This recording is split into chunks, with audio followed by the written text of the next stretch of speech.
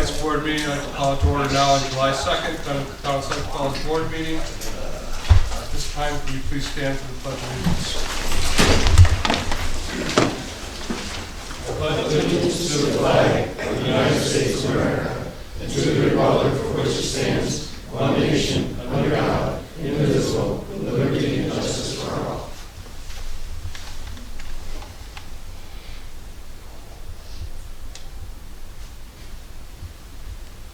Thank you. Please have a seat. Will the town clerk please take roll call of board members? Councilwoman Laskowski? Here. Councilwoman Dyson? Here. Supervisor Schmitter? Here. Councilman Seneca? Here. Councilman Pilar? Here. Okay, start off with we have some presentations tonight. Mr. Jones, would you please welcome to the presentations?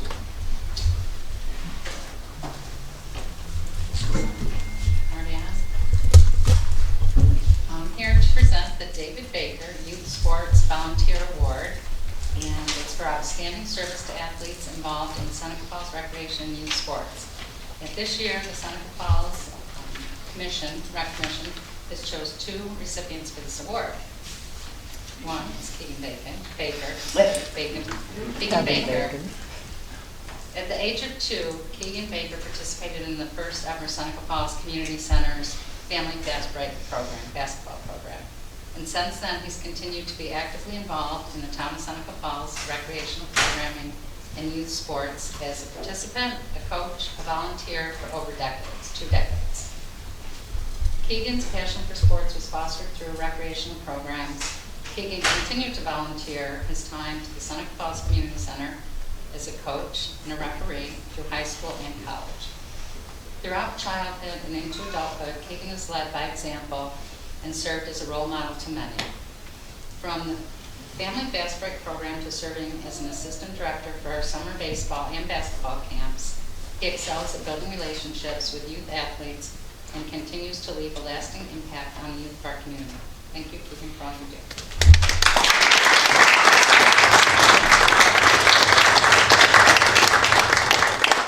Our second recipient is Danielle Award. Danielle has been involved in youth sports since she was young herself, participating in various programs offered through the Seneca Falls Community Center. Her passion for soccer and basketball started in recreation leagues and culminated as a Miners Academy varsity athlete. During high school, she was a 3-time Section 5 basketball champion, earning the 1992 Section 5 tournament MVP. Danielle began volunteering at the community center in 2015 and continues to this day. Danielle has coached 5th, 6th, 7th, and 8th grade boys and girls basketball teams, and in 2019 she took over as the Pee Wee instructional basketball program leader for kindergarten through 1st grade. And we're expecting her to carry that on for a while. Maybe we can expand upon it. Danielle, we appreciate all you do for our basketball programs and the community center as a whole.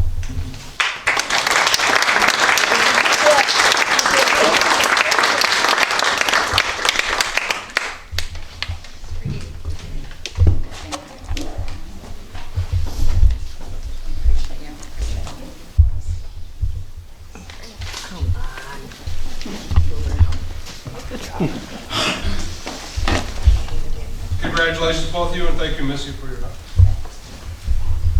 We have no petitioners, but we do have privilege of the floor if anybody would like to get up and speak.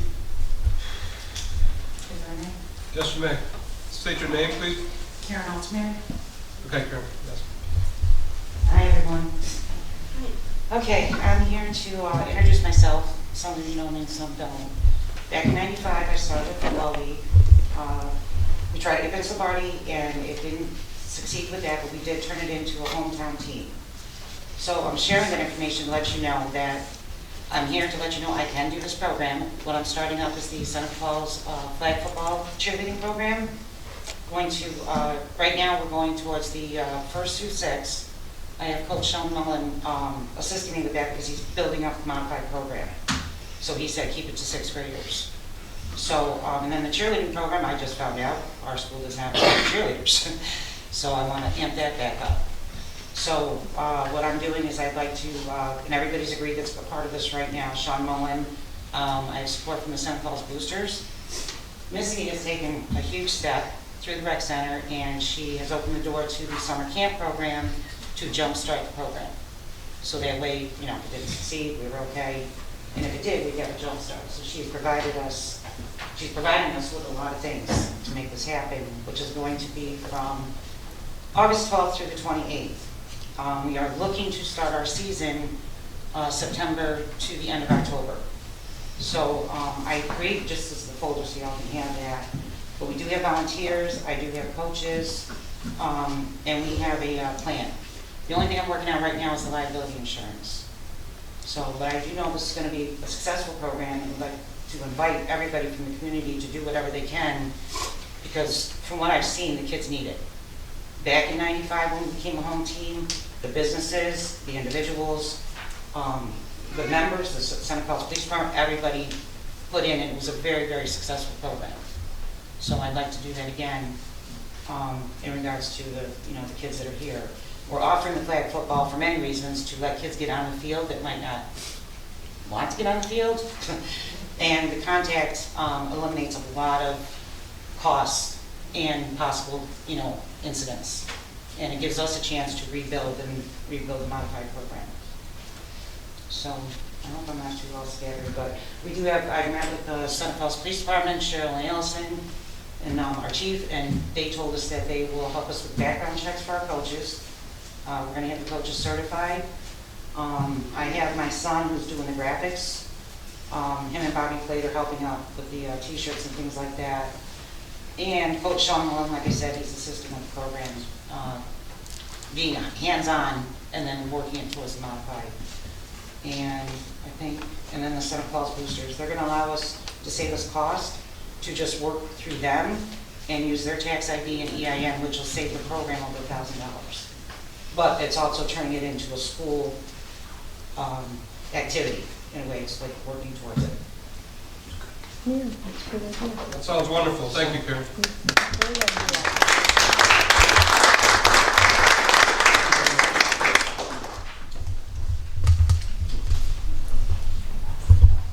Anybody else like to speak at this time? Please state your name. Patrick Brown, Seneca Falls Classic Car. That's me. Oh, Anyway. go ahead. So I'm Patrick O'Connor. I'm proposing to do the Seneca Falls Classic Car Show this year back downtown. We'd love to have the board on this page with us. They moved it out of town last year, and the show really didn't do as well.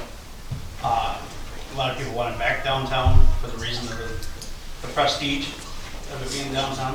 I think it's good for the downtown businesses to have it there. If we can get the approvals, I'd like to start working with the businesses to try to see what will make it better for them. I currently sit with the Geneva Bid. I work with their show on Friday nights. So we've done a lot of planning, a lot of strategic changing to their shows to better the downtown businesses. You know, in hands, we've went out and got gift cards to give awards, which draw people into these businesses. We've worked with the businesses to try to make parking better for the businesses. We have businesses that do delivery. We went out and changed, you know, the way we do the cars so that, you know, people can get in, like, you know, for example, Cam's Pizzeria, the Chinese shop, stuff like that, so that they can get in and do this, you know, conduct business while we're also having a show. With this being said, I know we're bringing it late to the table. We had some hang-ups with the state. Paperwork got hung between two people. You know, somebody changed jobs and he was getting emails and it didn't get over to the other person until a couple of weeks ago. I have submitted it to Melissa. That's why I'm here tonight. What date are you looking at? I'm looking at July 28th. Can I ask why was it taken out of Seneca Falls downtown? The gentleman that was running it, his name was Ralph and Melissa White. They were getting older and just didn't really want to deal with the state, you know, all the paperwork and so on and so forth. We have a resolution for that? Maybe we pack it. Here it is. You got it here. Melissa, do you want this one? Yes. Did you guys need a copy of anything? That was, yeah, that was one of the first. That whole email I sent you was all the insurance and stuff. Tim, That what do was you all- Missy What am I- emailed it to me, a quick review of everything, appears You want everything's to in know order. insurance? State DOT. That was what he sent me. We're okay with it, I gave it to manpower down there. We have to have 2 officers down there, at least have a patrol car on each side of, by Old Street and by State Street to block so nobody comes barreling through. So manpower wise, only a couple of people for us, but everything appears to be in order for the next meeting. What day of the week is it? Sunday. We're gonna have to pass it tonight, because we want to do July 28th. That's right. Well, I'll make a motion here that approves You want to wait till that section? yeah, I guess we could wait till we get to it. Yeah, we'll make a motion then when we get to our resolutions for new business. Thank you. Thank you. Thanks, Pat. Anyone else like to speak, Stephen?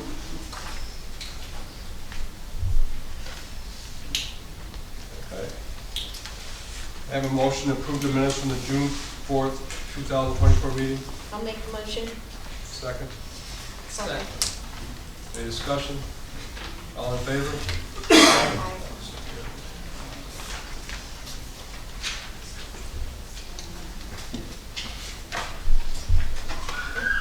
Make a motion to accept communications A through E. I'll make the motion. Second. Second. Any discussion? All in favor? Aye. Okay, so at special events, I guess we'll do this Seneca Falls Classic Car and Motorcycle Show for July 28th from 9 to 3. Okay, I have a motion to approve the I'll make a motion. Second. discussion. All in favor? Aye. So passed. So show's good. Pat, you can go ahead and do it.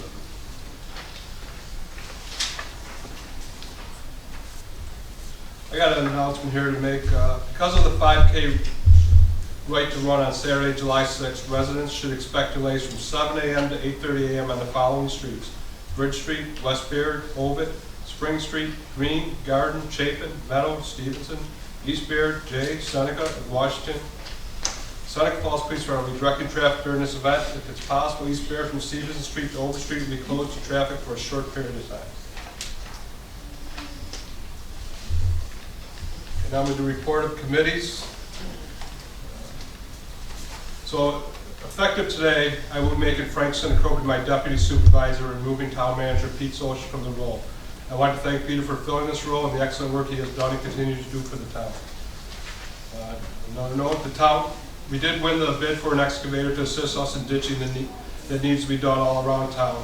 The Q Nations did pay the $75,000 for the entire cost of the machine, and they'll be picked up with the assistance from the Seneca County Highway next week.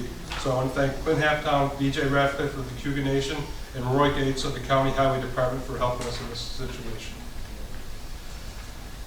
I want to thank Joe Tutu and his employees for the work in repairing a water main break that they put in 24 hours of straight work to resolve the issue. I know several people were upset with the situation, but we need to practice patience in these situations, as everyone was doing what they could to get things restored as quickly as possible.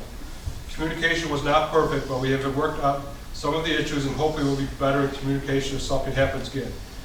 This is the time. If you haven't signed up for Code Red, please do. This is how we put out emergencies occurring in the town. You can go to our website, but if you still have problems getting signed up, stop by the town and someone will be happy here to help you get, and that way you'll be notified when things are going bad. So, Joe, thank you for you and your crew. Excellent work that night. We have received bids on the Johnson Street culvert, and hopefully that project should be starting soon. The 10 Fall Street project that was supposed to happen between 2 and 10 Fall Street, that's fallen through. That's not going to happen anymore, so we'll be taking the property back, and we'll be looking at new ideas for the area. In the PD, I want to congratulate the following 3 officers. Officer Mitchell Meston, he completed 40 hours of law enforcement bicycle course. Officer Bryce Rumfeld completed 40 hours for field training, they'll make him an FTO. Officer Trey Flores and Mitchell Meston completed 32-hour child passenger safety course. And also the PD collected over 1,100 boxes of assorted cereals for the Seneca Community Action Program. Also, we're working on now, we are close to putting a project together to help with drainage of Chestnut Street, Oak Street, Miller Street, and the Clinton Street area. We'll have a resolution on that tonight, but I think that's good news for a lot of people that have had issues with their basements over there. Does anybody want to speak about the committee or anything? I have some questions. Yes. Committee reports. So I made notes just because I wanted to try to stay on task. So I'll preface and just announce to the general public that Supervisor Schmitter had removed me from assigned committees on June 14th. Despite asking for a reason, he refused to respond to my inquiry. Supervisor Schmitter not only replaced me as senior council member with my male counterparts, but those with lesser experience. It is also noteworthy that Supervisor Schmitter has ignored the formal request by Highway Superintendent Jeremy Went for changes to his committee members, since Frank Seneca and Frank Schmitter have not met with in some time. Jeremy's not here to ask tonight, but he has stated that last meeting was in February, I believe. I would like to say that removing me from assigned duties was an isolated event, but it has not. In fact, it has happened on several occasions, unbeknownst to me, despite having been on the Public Safety Committee at the time of beginning negotiations with the PD and having participated in one, I'd like to add. Supervisor Schmitter removed me without explanation. It was only until I sent an official notice to Town Attorney Pat Morrell in 514 regarding hostile work environment and discrimination was an explanation provided to me. Stating it wasn't personal, but felt that the Personnel Committee was better suited. I'll say that the Personnel Committee has never engaged in negotiations in the past, and Councilmember Seneca has demonstrated on occasion to not understand the logistics with law enforcement, whereas I have experience in law enforcement and even participated in last negotiations with the PD, along with then Supervisor Ferrara. It should be noted that it's clear that both Franks have clearly dominated all committees. So much, in fact, I wonder other board members feel the same as far as being left in the dark on decision making. It's my understanding that HCA is assigned to both Dawn and Supervisor Schmitter, so I asked why both Franks are participating in negotiations and not the adopted committee. I will get to the resolution as being proposed by the town supervisor under new business, so I'm going to digress back to the committee reports. Jeremy's not here to ask this question. I know that we're receiving the excavator next week, but it was my understanding that the excavator was broken. Was that accurate? Needed a new switch. Okay, all right.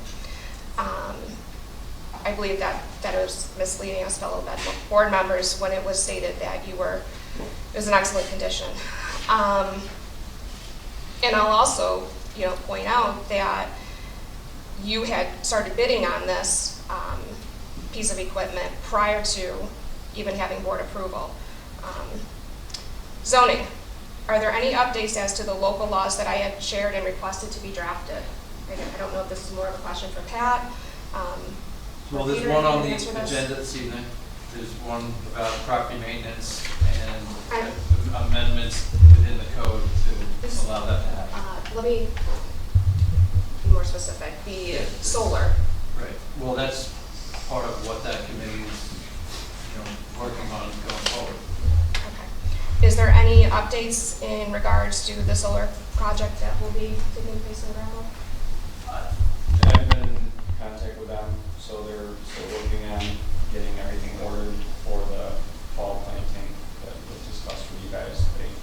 We're doing the temporary sunflower screening, and then we're ordering everything for the permanent. So not that particular project, but the other monstrosity that they're wanting to. Nothing from anybody. Okay, all right. Contract review committee. So I haven't seen any monthly reports since I was unknowingly removed from that committee. In fact, I wasn't even told of ongoing contracts signed between town and bidder to input. I was on the committee. So this committee was developed as a result of the audit performed in 2022. The sole and only purpose of this adopted committee was not approving the contracts, merely reviewing them, ensuring compliance and terms are abided by within a timely fashion. I sent that template originally. I had asked for current contracts. I haven't seen, has that report been work done and updated. What contracts are you talking about? They would haven't asked me, right? Well, you were on that committee with me last year as well. Oh, I know what you're talking about, yes, okay. Yeah. I don't Do you know. have those reports? I have no reports.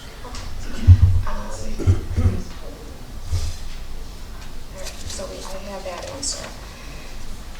And I think that is it for just the committee ones at this point in time. So,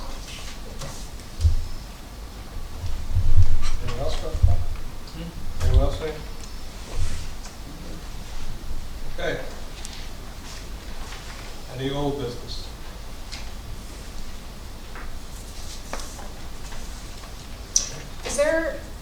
Is there any, well, no, I'll talk about that differently, sorry. The town clerk's report.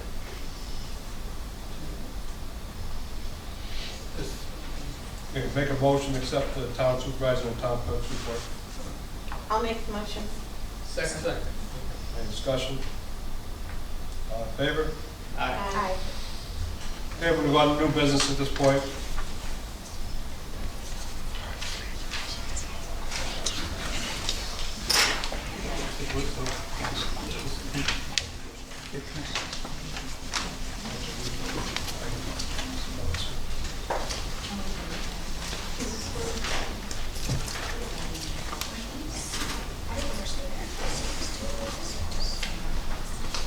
Okay, I have a resolution here for a new cloud service for the town. Where the town of Seneca Falls has been in contact with integrated systems to support the town in their data service needs and has been received a quote to transition the town to a cloud-based system and upgrade existing infrastructure to support the transition. The one-time fee of $9,980. And then the applicant integration configuration, one-time fee of $12,750. Total one-time fee of $31,757.10 with a monthly fee of $3,238.93. Have a motion to accept? Motion. Second. Any discussion? All in favor? Aye. So carried. The motion here for a pay correction for our deputy clerk, whereas town clerk Linda Wolcott has been employed since 8/2 of 2022 in the same office, was making $20.15 an hour. And the town clerk board allows to increase Ms. Wolcott from $20.15 to I make a $23.32. motion, we correct the deputy clerk's hourly rate. Second. Second. Any discussion? All in favor? Aye. So carried. I have a resolution here for climate smart communities. Whereas the Seneca Falls approved a resolution to establish the town of Seneca Falls as a climate smart community on November 1st, 2016. And whereas the task force should consist of community members, municipal representatives, staff, and elected officials, and representatives from relevant local boards and organizations.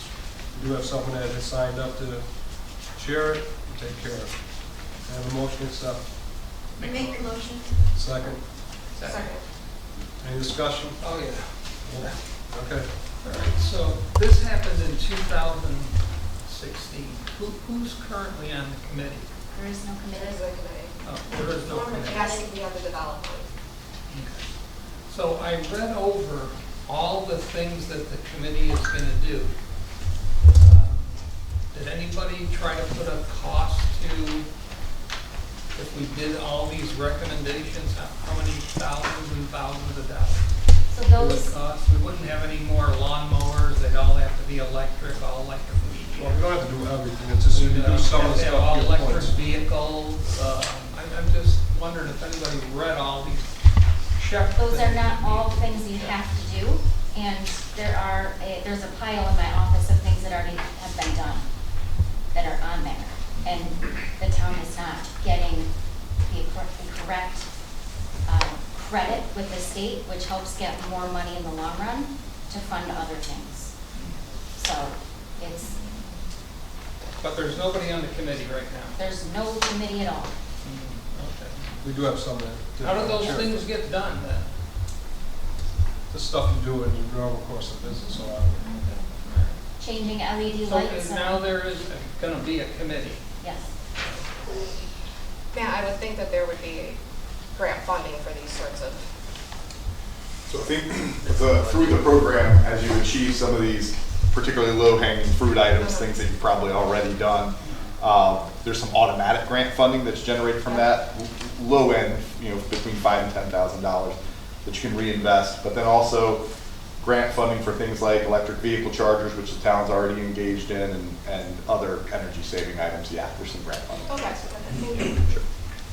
Matt, for that energy saving, like for the electric hookups and stuff, would the town be required to charge someone to hook up to that, or? So it varies grant by grant. Some grants would require it, and others just are silent to it, and it's the town's prerogative.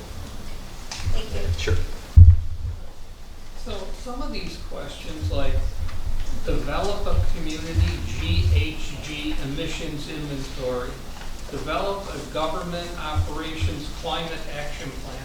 Are we gonna adopt the states or the federal governments, or are we gonna, try to do our own? I don't know who's capable of doing that, but develop a community climate action plan? I mean, there's a lot of methane being, discharged by the landfill, not to pick on them, but, that's part of climate control. Are these the things that we have to do to be certified or something to get extra money? Some of this stuff is upgrade interior lighting. What's wrong with these lights that we've got in here? We've already done that, so that box is jumped. But I'm just saying, there's at least 50 items to do here, and Well, that's only a couple pages, there's You 3 or don't 4 have to more do pages. them all. You don't do all of them. Host climate-related education seminars, workshops, and conferences or fairs. Why wouldn't we engage in opportunities for more funding for our town? We're already doing that stuff. We have people down at the farmer's market that do community events all the time for climate stuff. The Cornell Cooperative does all kinds of climate-related stuff. They do composting. They I'm host programs involved all with the over the composting. time. I put up the signs today, but I'm just saying there's a lot of So then you know that we're doing. build a new green building. We're painting that one over there green. I mean, any of the major projects would have to go through the board for the voters yet, so we just do the ones that we can do, and that just get done automatically. And if the rest fall into place, they fall into place. If they don't, we're not gonna worry about it. Reduce GHG emissions from government-owned facilities. Reduce GHG emissions from government-owned vehicles. I mean, I'm sure there's who's gonna test specifications all these within, things? Find out if we that's why may- we're putting a committee together. If they pass a New York State inspection, then the vehicle is okay. I'm not against climate. I know there's climate change, and I'm not against it. I'm just saying, this thing is insurmountable, but that's okay. All right, I just wanted to put it on the record that there's a lot there to do. Just to be clear, because I don't think it's clear what that is. There is an organization in the state that sets these goals. Towns can pick and choose, sometimes by accident, sometimes by purpose, as you point out. You have made a decision, want to do these things, and you accumulate points. And there's different levels, of course. There's silver, gold, whatever. And if you get to a certain level, you can apply for more grants than if you're at other levels. But none of the grants are particularly large, or reasons in and of themselves to approach to try to accomplish those things. If we're going to do those things on that list, it's not because of the money, it's because it's the proper thing to do, Yes. right? And you just You're got to you're sort of doing look it at that anyway. way. You're Right. just going to Yeah, maybe get a little more yeah. money. But on it the isn't, side for it isn't a comprehensive list, Frank, as it looks, as when you get it, it looks like we got to do all these things to qualify for that. It's like, no, it's like you do 3 and then you get 20 points and you get to this level, and you do another one and you get to that level. But it frankly is not a financial bonanza. But it's not costing us nothing. Yeah, it does. It's all not volunteers. right. Exactly. As you do things and that are right to do anyways, you can score points. It's like green stamps. Remember green stamps? Not the green stamp. That's like the best analogy. I'm sorry for being so old. All right, so can we have a motion to accept? Make a motion. A second. All in favor? Aye. Opposed? So carried. Okay, I have a resolution here for reimbursing the White Pool for per diem. He's gonna go for training in August 18th to 23rd in Niagara Falls. It's for meals. I make the motion. Second. Discussion. All in favor? Got a motion here from the Seneca Falls Police Department to collect equipment. It's through a grant, Tim got it for $101,000. This one is to purchase Oscar 360 using the law enforcement technology grant. Oscar 360, what's Oscar 360?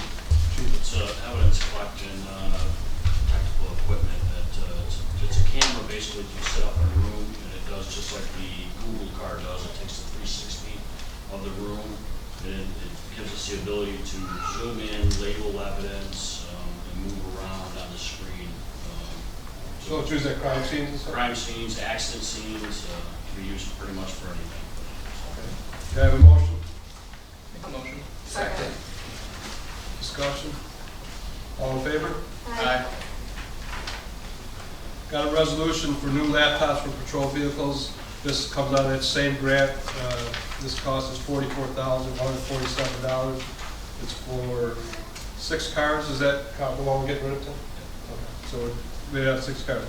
I'll make the motion. Got a second? Second. Any discussion? It's fully covered by the grant? Yes, yeah, that's all new computers, all new printers. Nice. All in favor? Aye. So carried. A resolution for RF security fire alarm contractor. Town of Seneca Falls multiple building codes require security fire monitoring system. The RFQ was directly sent to 3 companies and posted, and the winner.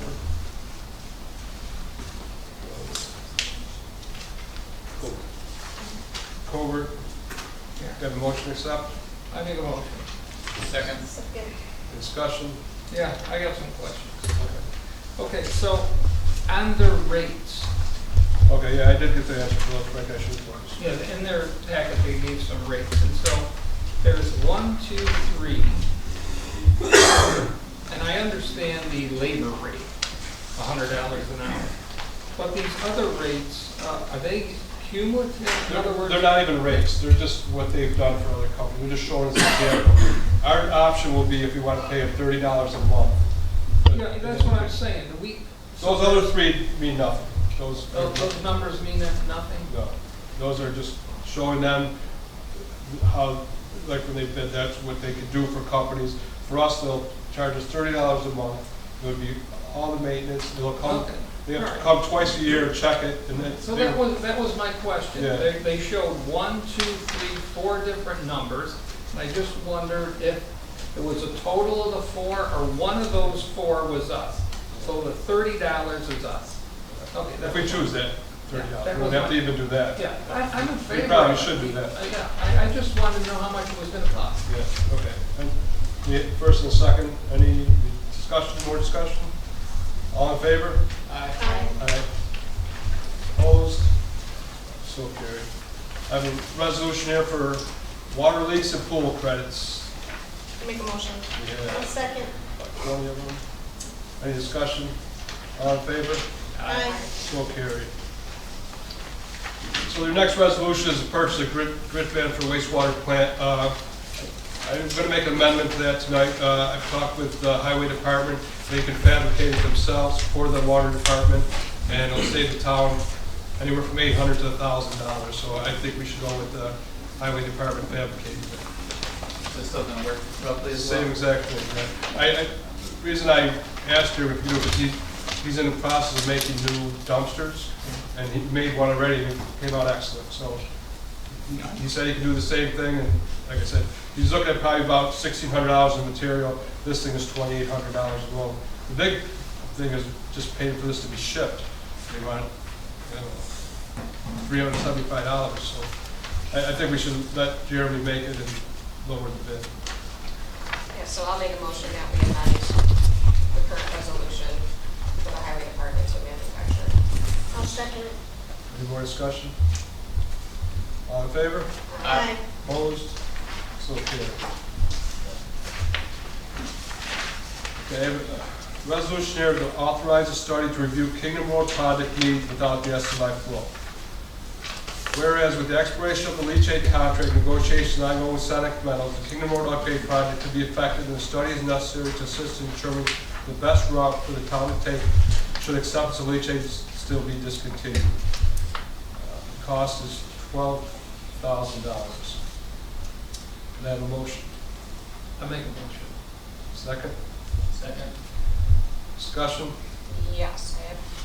I have some questions and comments. I don't understand why we're gonna spend $12,000 for a scope that's really not needed.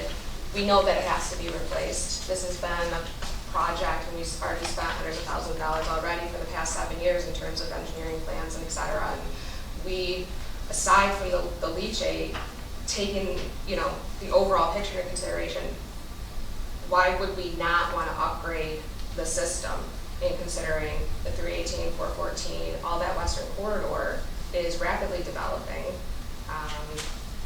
Also, it falls in line with our comprehensive plan because, you know, just within recent years, we've had what? Bird Dairy, we've had Dunkin' Donuts, we've had Love's. It's just going to continue to develop. And then also the down Fall Street, that sewer line is, how old is that, 100 years, Joe? At least. So, and I know that right now we have that $30,000 pump that's already there while we have the gift from Del Lago sitting down at Oak Street from that pump.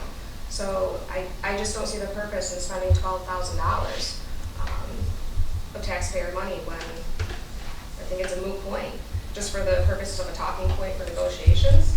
And the leachate aside, show me where it's damaging our system. Because from the data that I've seen, is that it's cleaner than what we're putting in our own sewer system. So.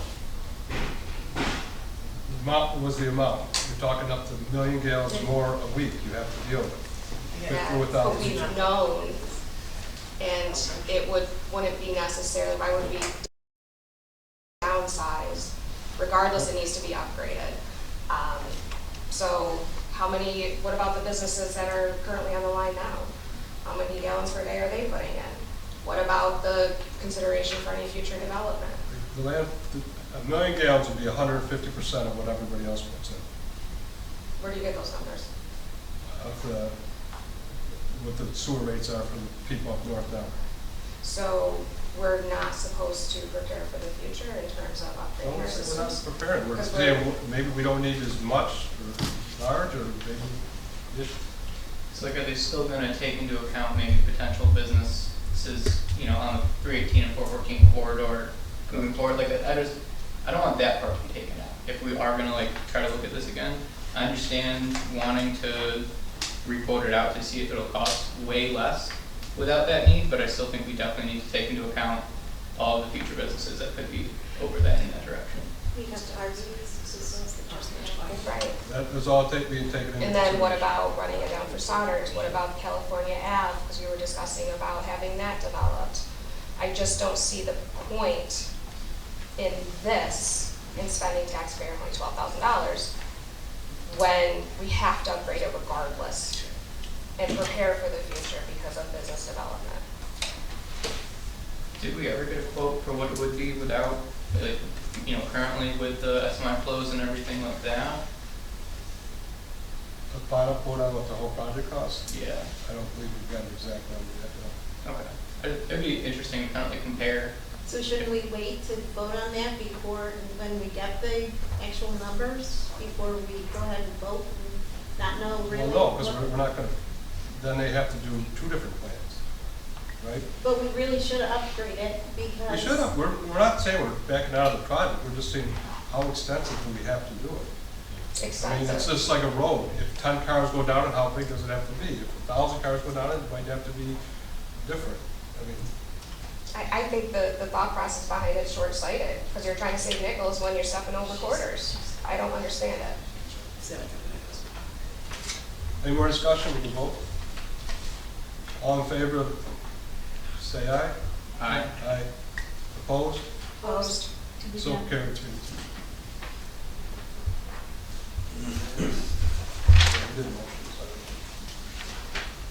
Thank Frank, you. second. Yep, no, we're good, we're good. I have a resolution here to accept proposal for landfill consulting services. Whereas the proposed service will include a detailed permitting schedule identifying important landfill issues associated with costs and revenue, assisting with SMI agreements, advising on monitoring, ordering, compliance requirements, and assisting with managing disposal of leachate generated by the landfill.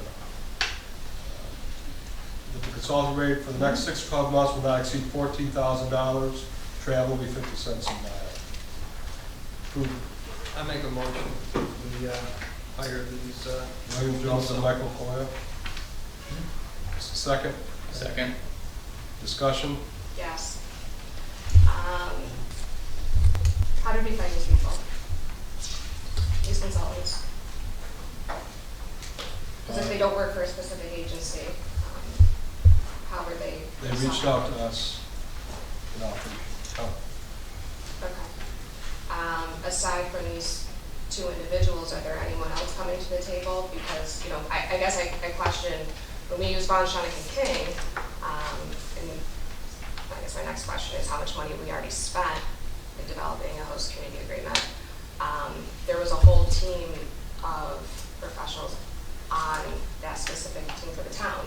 So are there engineers and whatnot in addition to these two that will be partaking Well, in at some point, we'll have negotiations? attorneys in there, and I'm sure we will. No, I'm talking about other individuals with specialties, because I'm sure that should be a part of that team. Well, some of them, people want to come in and offer their assistance, and At more expense? unless you know someone's going to do it for free. We already have one. Who do we have? We already have a host community agreement draft. Why aren't you using the people that we've already contracted with? We're going to do it, we're going to be using our town attorney and whoever he recommends for our other attorney. to come So in. he's recommended these two? No, he's not involved yet. We're not to the point where we're need an attorney yet. But the question is, why wouldn't we utilize Bond, Shonick, and King if we used them in the past? But even that aside, how much are we gonna continue to spend? I wouldn't say we're not on the going to use them at draft some rates? point, but they're not free either. You're right, they're not. Right, so what difference does it make then? Because I don't see the purpose in spending more money for two new individuals coming in to the party now. well, the one guy is an environmental engineer. So, I mean, he is involved with, he's been involved with landfills for many years. As did an individual that served on the Excuse me? committee for, What's that? through Bond, Shonick, and King. Well, as far as I'm concerned, you didn't do that great a job when you negotiated. That's just my opinion. Parts of the agreement are really good, but parts of it are not, so. Right, so why would you not go back to the table with those that have developed it, worked through it, have the knowledge? If you can read, you can figure out the host agreement. Oh, I can- That's not that complicated. It really isn't. And for the negotiations, who's going to be partaking in those? Myself, Frank Seneca, our town manager, probably our town attorney. I thought And Dawn those was two on guys. the committee. The negotiations team is Frank his whole career has been negotiating contracts and stuff. I'm going to use my best person. But this On goes this along board. with my earlier discussion that I had about assignments with committees, and Caitlin, you resigned from the committee, so don't. I sit here resigned and- from two. You removed me So from you get to pick and how choose many? what you're going to do? And I You were resigned. supposed to work I on the ones I resigned didn't. from them. Okay, because so you of resigned. the difficulty working with you. Can we have a motion? Accept the proposal for landfill consultant. Make a motion. Second. Second. Any more discussion? All in favor? Aye. Aye. Aye. Opposed? Opposed? So carried, 3-2.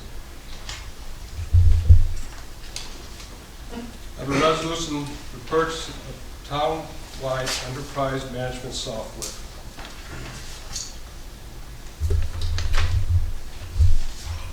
The town of Seneca Falls will be beginning with the 2025 fiscal budget appropriate $41,548 a year for the next few years for software subscription to the new software. Was this added Yeah, this Yeah, is, it was put on your desk before the meeting. How is it different than our current software? Are we using the current software right now? The one we have now is not working hardly at all. Like Codes can't use it. This one ties everybody in together. Codes has been trying to get a new one. It just, We need to get out of the practice of just having resolutions put on our desk last minute. I have a motion to accept the purchase of townwide enterprise management software. How many motion we get the new software? Second. Any more discussion? All in favor? Aye. Aye. Opposed? Opposed? I needed more time to review it. So carried. Don, what do you But want? I have a question. What is, so this cloud service? This is, the cloud service is so IT, the integrated systems, they came here and they looked at all of the things we have in the IT closet, and they said, most of the stuff that we have is so out of date that there's no support for it. If it goes, everything shuts down. Like, it's not gonna work, we won't be able to back up. So what they wanna do is, and what we would like to do is to transition to a cloud service, so all of our information gets stored in a cloud system somewhere else, but is also backed up on a regular basis, so that if something happens, we can call them and they can get us back up and running, like, Yes. So that carried in the 4-1. season. I have a resolution for adoption of updated investment policy for the town of Seneca Falls. The Office of State Control requires municipalities to adopt a policy to manage said funds in accordance with New York State statutes. So it's attached, our new policy. Can I have a motion to accept? Make a motion. A second. Second. Any discussion? All in favor? Aye. So carried. We have a resolution here for Town of Seneca Falls appropriation funds to pay 2022 county self-insurance workers' compensation assessment. So be resolved that in 2022, the town failed to pay the county their worker compensation bill for $254,045.58. So we're paying that at this time. We did pay 23 and 24, it just never got paid in 22. I make a motion, we pay the A second. workers' comp. Any discussion? All in favor? Aye. So carried. Town of Seneca Falls transfer funds to pay for emergency sewer line repair. We had an incident on 414 where the line was severely damaged. We hired an outside company with a total bill of $18,386.44. We need to transfer money from the sewer contingency fund to the emergency sewer repair. Can I Make have a a motion? motion, we pay the 18,000. A second. Any discussion? All in Is there favor? like so like I know that was like the immediate emergency need, is there like an estimated cost to, like is the work done now, is like everything? Well, there's another resolution coming up that we have to talk Okay. about to finish it. That, the emergency is repaired. Yeah. Okay, okay. Okay, so we have another resolution here for water meter replacement fees for failure to make an appointment to have We meters didn't changed. finish, Yeah. all in favor? All in favor? Aye. Aye. So water meter replacement fees for failure to make appointment. So we've been asking the town, they've been sending out notices for people to make an appointment to have their meter changed. And we're at 84%, I think, of today. But some people will not get back to us and they refuse to have it done. If that's the case, we were gonna add a $50 bill to their quarterly bill every month, or every quarter, till they have it replaced, because now we'll have to pay someone to go out and read it and stuff if they don't change it. My hope is everybody changes it, we really don't wanna bill them, but we have no other recourse at this time. Can I have a motion to accept? I make a motion. Second? Second. Any discussion? Now, if we're gonna do that for a year, and then after a year, does the price go up? Well, hopefully we can talk to you, but yeah, we could relook at it in a year. I mean, I know down in Ithaca, a person I know down there refused to put in the electronic water meter because they thought it gave off rays.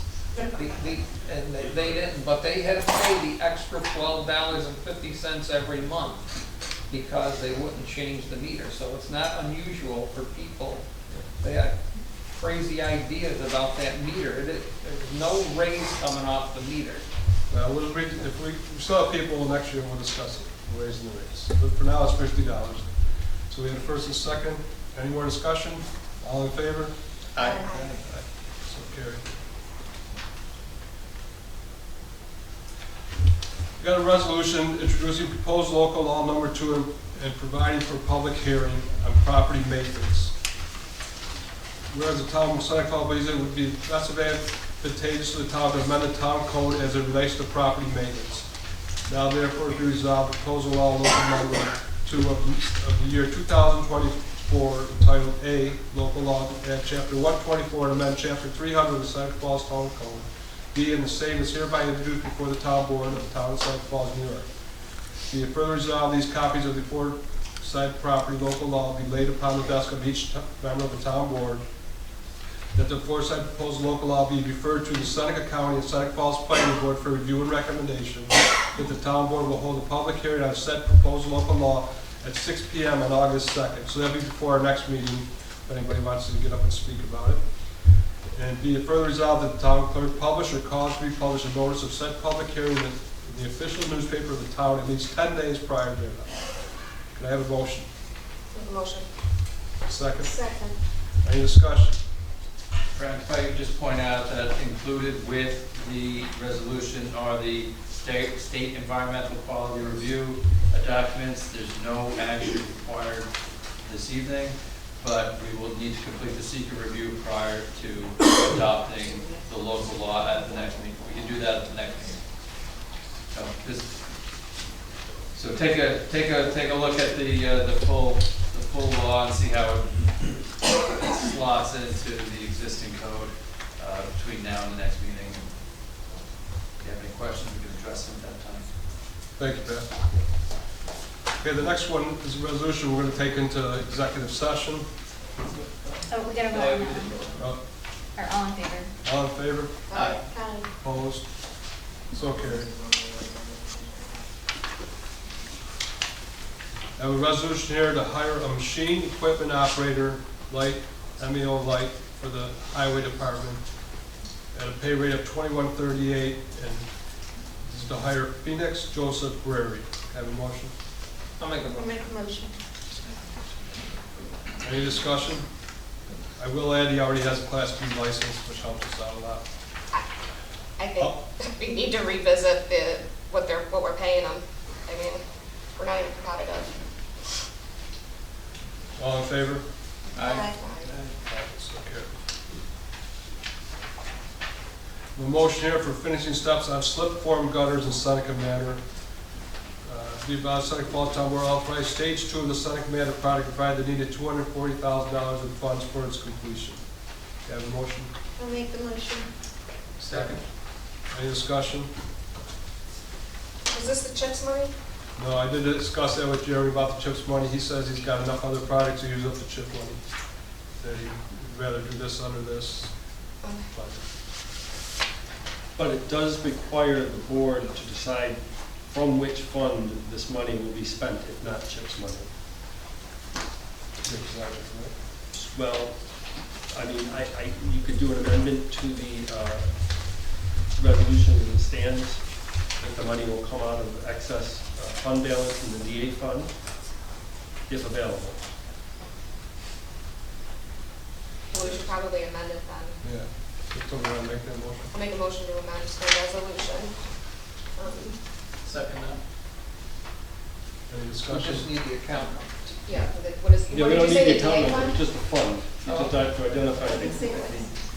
Okay, so the Because DA you- fund, you want to take it out? Yeah, because the board is now appropriating money that has not been appropriated in the previous budget. So we have to decide from which fund the money wants to come. Right. And logically should come from the highway fund, and if it isn't available, we'll deal with it next month. So hold on, I need the Make a motion to amend. motion to amend the resolution to read, It's approved with, the funds will be coming out of the DA fund.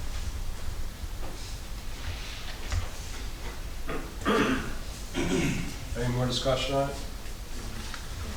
All in favor? Aye. Aye, so carried.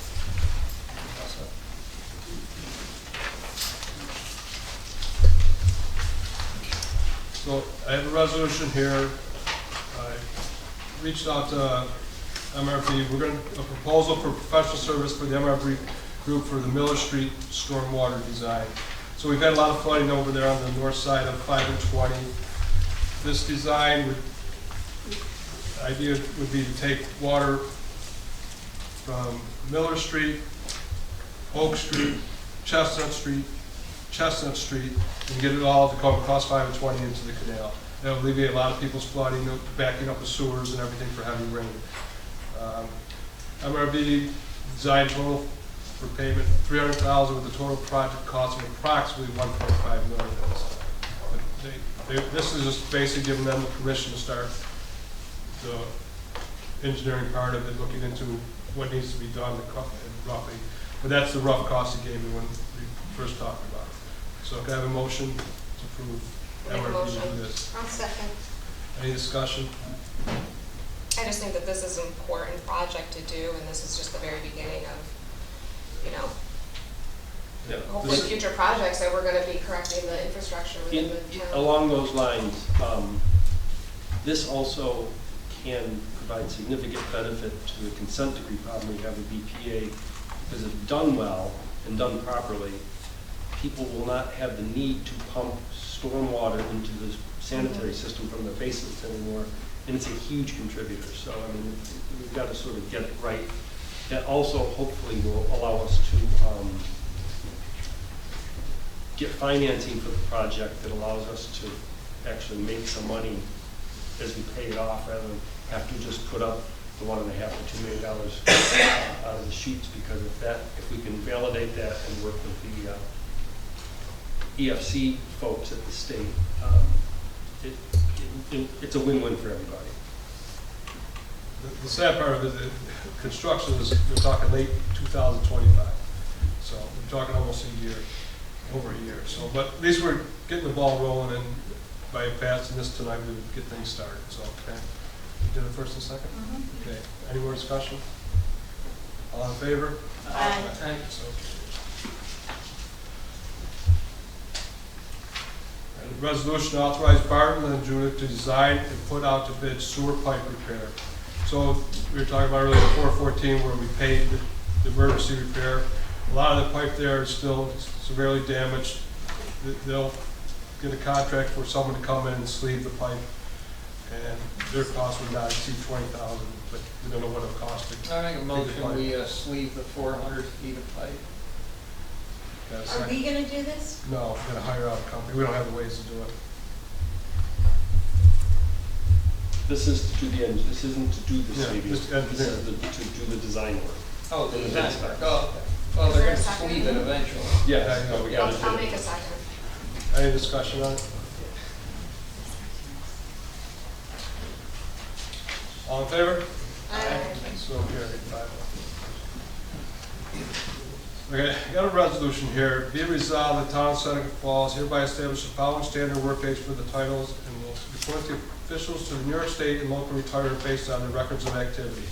Melissa Brown, 34.5 hours, and Jeremy Wett, 20 hours, 5 weeks. I'll make a motion. Second. Any discussion? No, this is just a standard. Yeah, Jackson Process needs to every- do his, if he wants to be in the retirement system too, if not, has We not. have to do this yearly, do we not? They do the option, Every they're four. not joining the Every four. retirement system. You do give an option. All in favor? Aye. Well, who was the second? I second it. You first did it. Oh, first. I got second. First. That's what's the rest. First did, I don't know. Motion So- did. We're gonna go into executive sessions. Items that can be discussed, executive session discussions are limited to the following topics. We'll be going in there for medical, financial, credit, or employment history of a particular person or corporation, or relating to an employment, promotion, demotion, disciplinary review. So we're going to go into executive session. There probably will be some activity when we come out, and then after we do a resolution or two, if we do them, Then we have two different people here to talk about insurance for the town. I don't know if people want to stay for the insurance talk, probably not. It's mainly for the board to hear presentations for us on which way we want to go with insurance. So, if you're here, great. If you're not, thank you for coming tonight and have a good evening. So the following people I invite to executive session: the entire board, the town attorney, and the town manager. I would like Chief Snyder to be involved in one of those discussions, to be brought into an executive session. Okay, we'll go in there first and we'll invite him in. Was there a generator resolution? Is there a resolution for the generator? Yeah, we did the generator resolution. I don't think we did the generator. No, we didn't do the general. We don't have it. The what? Do we have a resolution? Yes, I thought it was last Wednesday. I didn't see it. What did we do? Just to The authorize. resolution for the generator. Yeah, we didn't do the resolution for the It's not in the package. I have some things for member new business too, so. Just putting out the bid, right? It's just the authorization to advertise for bid. Yes. Okay, so I'm gonna make a resolution for the operation of a bid for a generator for the sewer department, the emergency generator with a transfer switch. I have a second. Yeah, a second. Okay, any discussion? Okay, all in favor of signing off just for bids at this point for the generator? Aye. Still carried back. Okay, so we'll be heading into executive session. No, hold on. Pat, are there any updates on local law 3 yet, by chance? Yes, so today I received a email from David Howe that the Court of Appeal, the Court of Appeals did not accept our motion to allow the town to put in a response on that, on the local law 3 action. Okay. So yeah, so that came through today.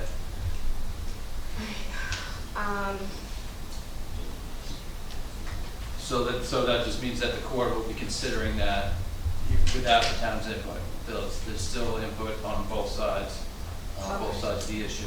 It will not be formally considering any input from the town. Gotcha.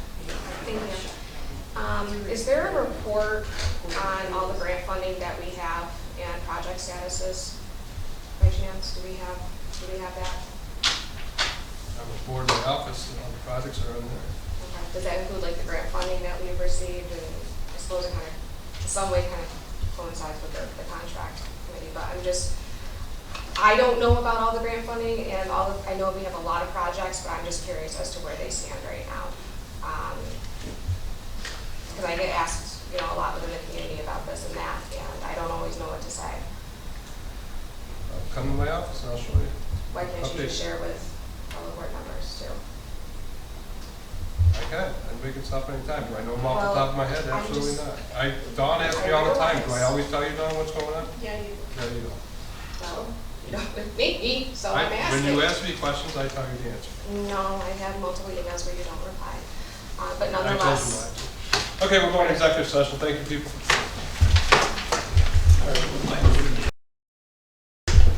Call the town board meeting back to the session. Thank you for your patience.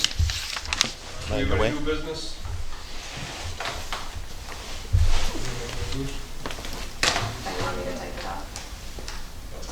Do something now. Is that the number in? What happened to that? Caitlin here.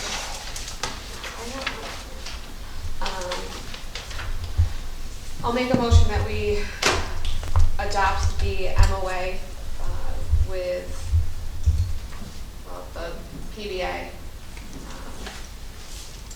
that has been drafted. I don't know exactly how we want it.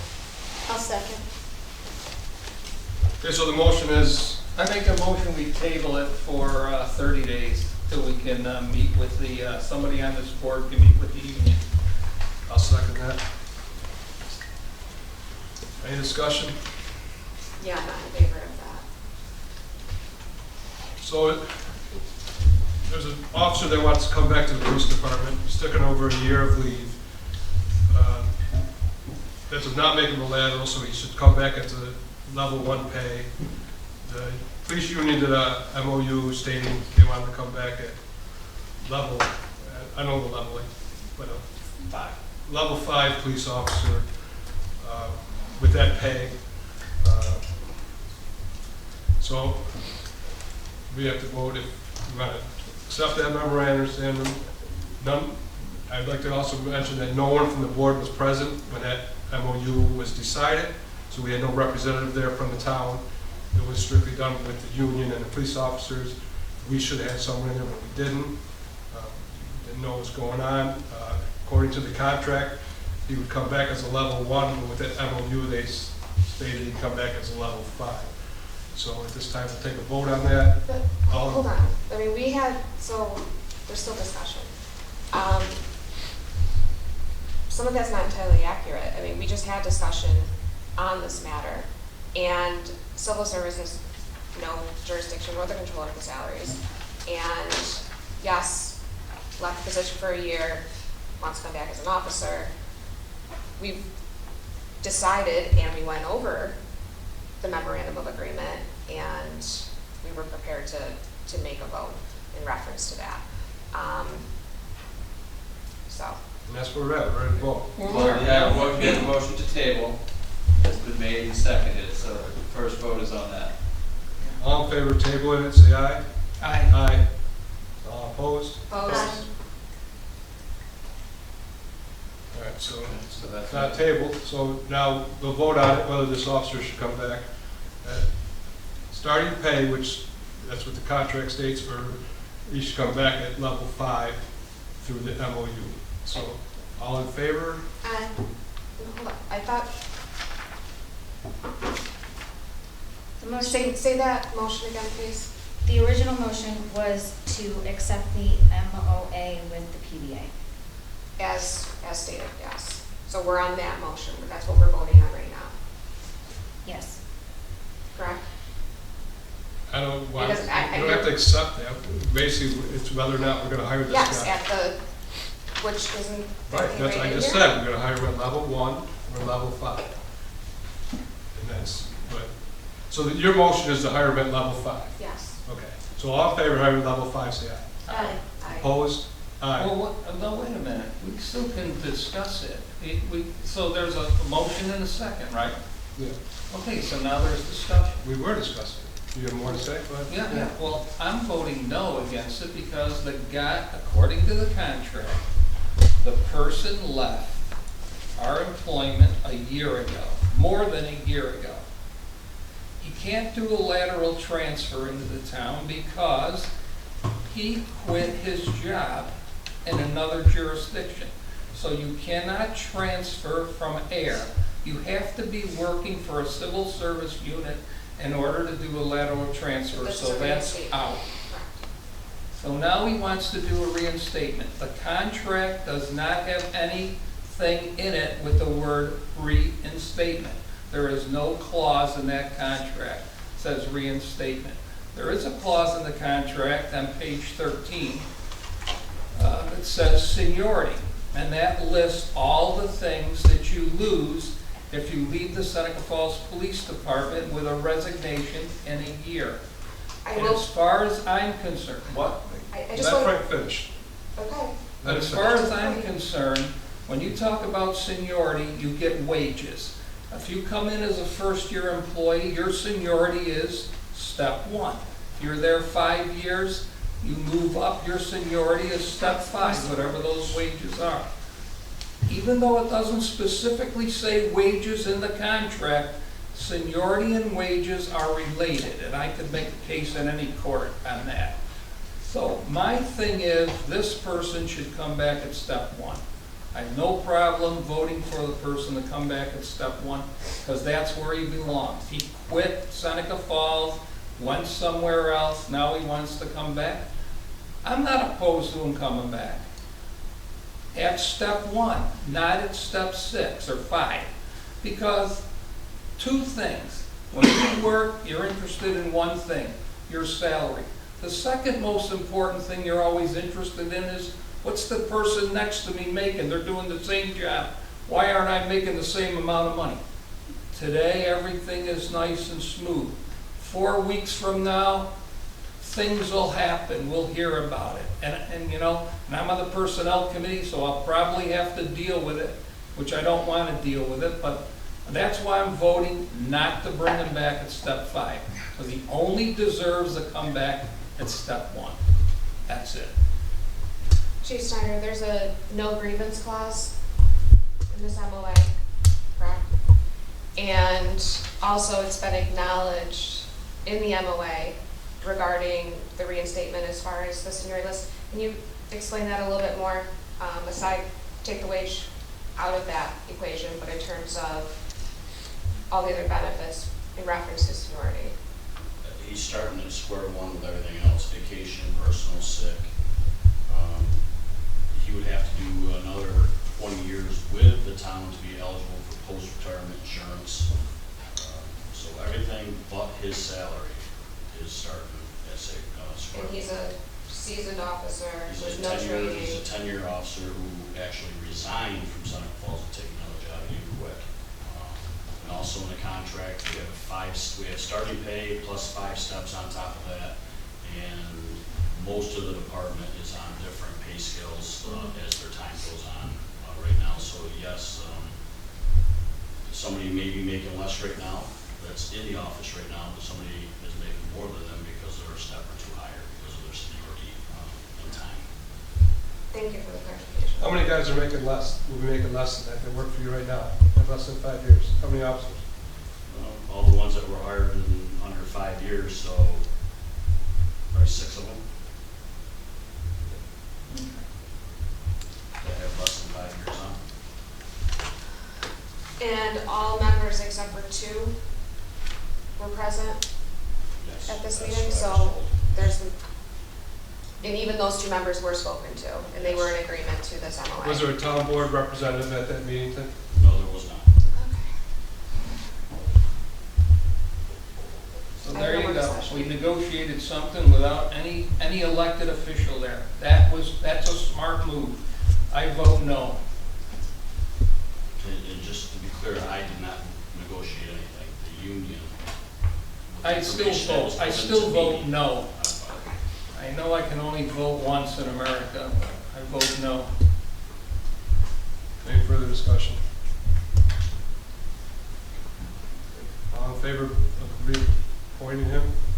Aye. Aye. Opposed? No. No. 3-2. Approved. Yes. That's all we have. We're gonna now discuss insurance. Who's gonna be up first? We'll start with Brown. Brown? So our friends from Brown & Brown and also our current providers, Joe and Dell, are going to give us an overview of their services tonight. There's no need to make decisions about anything. If we choose to change the offerings for the employees, we have to do so before September 1st. So we'll get better proposals from each provider over the course of the next month. So at the next board meeting, you'll get, before the next board meeting, you'll get a better or a complete package about the cost and the product offerings from each provider. And then we can decide if the board wants to modify the current configuration of the healthcare offerings to the town, both employees and retirees. That's the prerogative of the board. So tonight is a purely information session. Will we hear anything from Tom's consortium?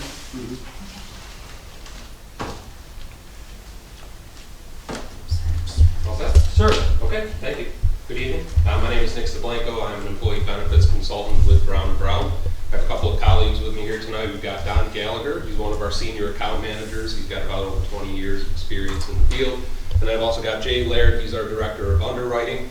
He has over 25 years of experience in the field, and he hates it when I tell everybody that. I've also got Paul Sandroni here. Paul Sandroni is a member of the town who has introduced us to all of you. So we appreciate your time and thank you for being here.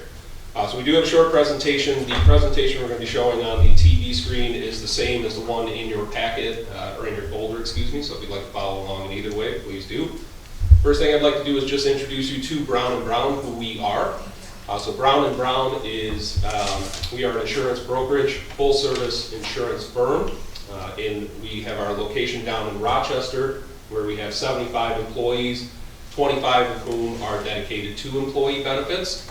We're headquartered out of Daytona, Florida, and it was a family-owned business for quite some time. We've been in business for over 80 years. Our office down in Rochester was originally the Reedman Agency, and Brown & Brown purchased the Reedman Agency back in 2001.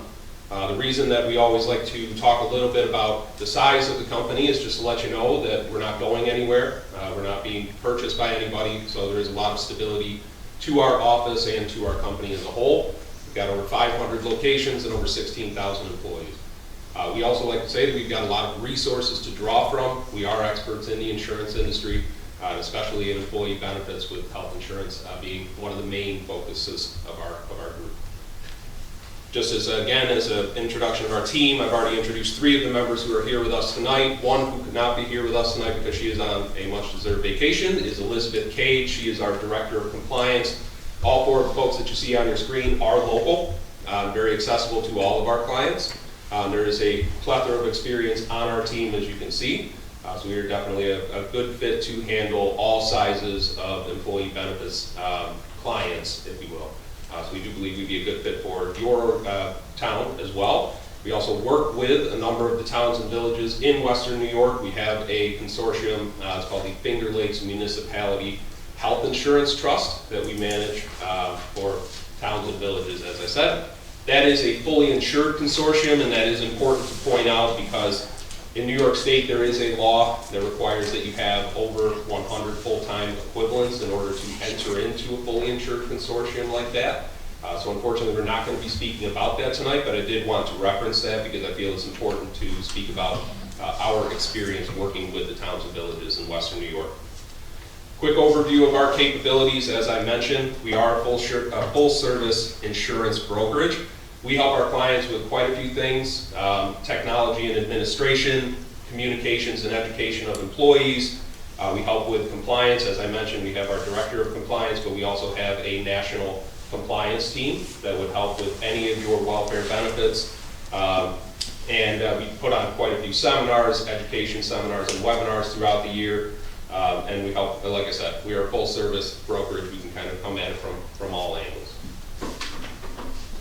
Okay, one of the things I wanted to talk about tonight is the town of Seneca Falls currently has under 100 employees. So when that is the case and the way that you are purchasing your insurance today, there are a few key factors or a few key areas that you can control. It is important to understand this because when you are purchasing your insurance in a fully insured arrangement, you can't negotiate the rates with the insurance carrier. You can't negotiate the plan designs. That is really important to understand. What you can control, though, are which plans you offer to your employees. You can control how much the town contributes to those insurance plans.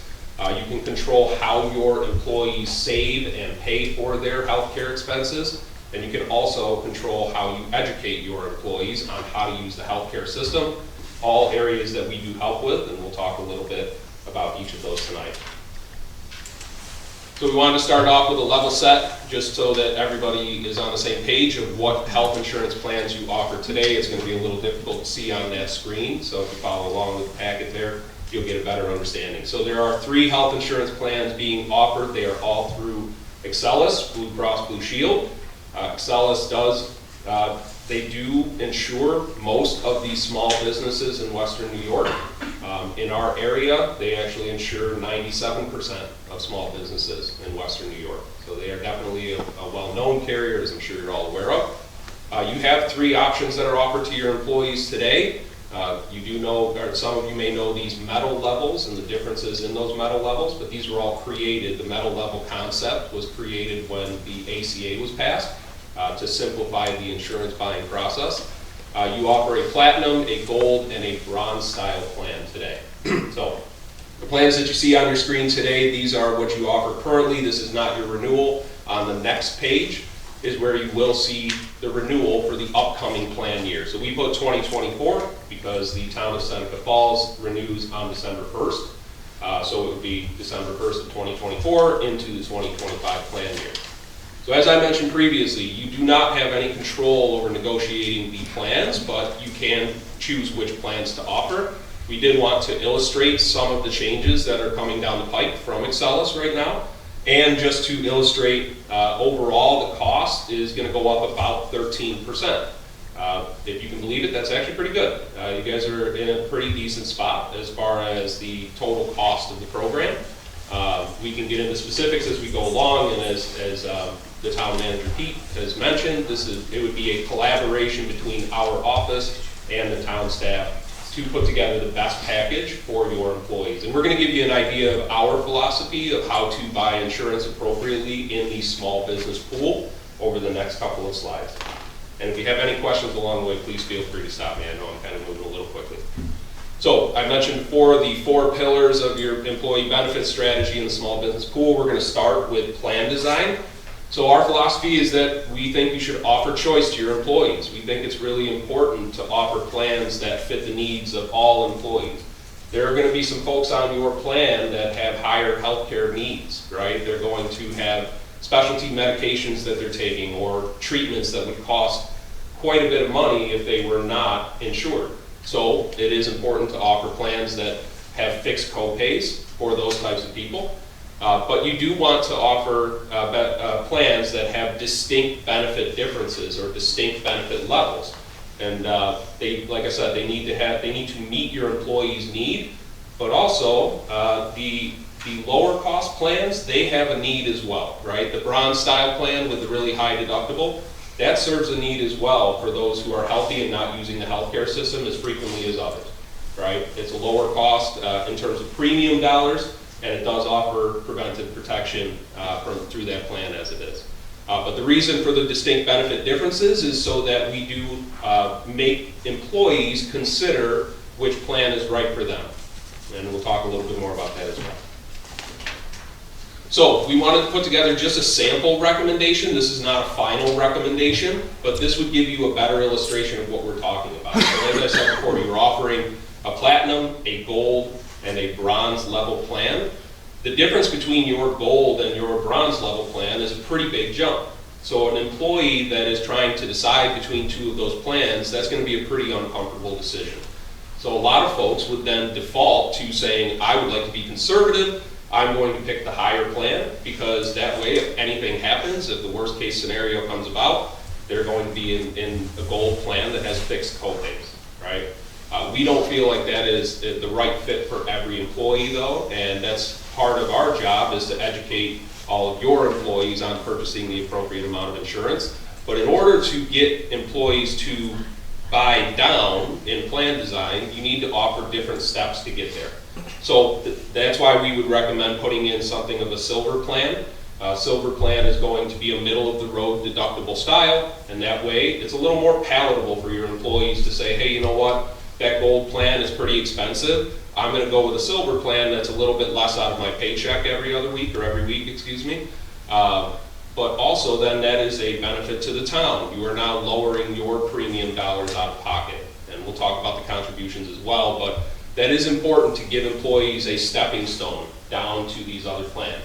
I will go back to our consortium, so without going into too much detail, we have seven different consortiums that we operate in our office today.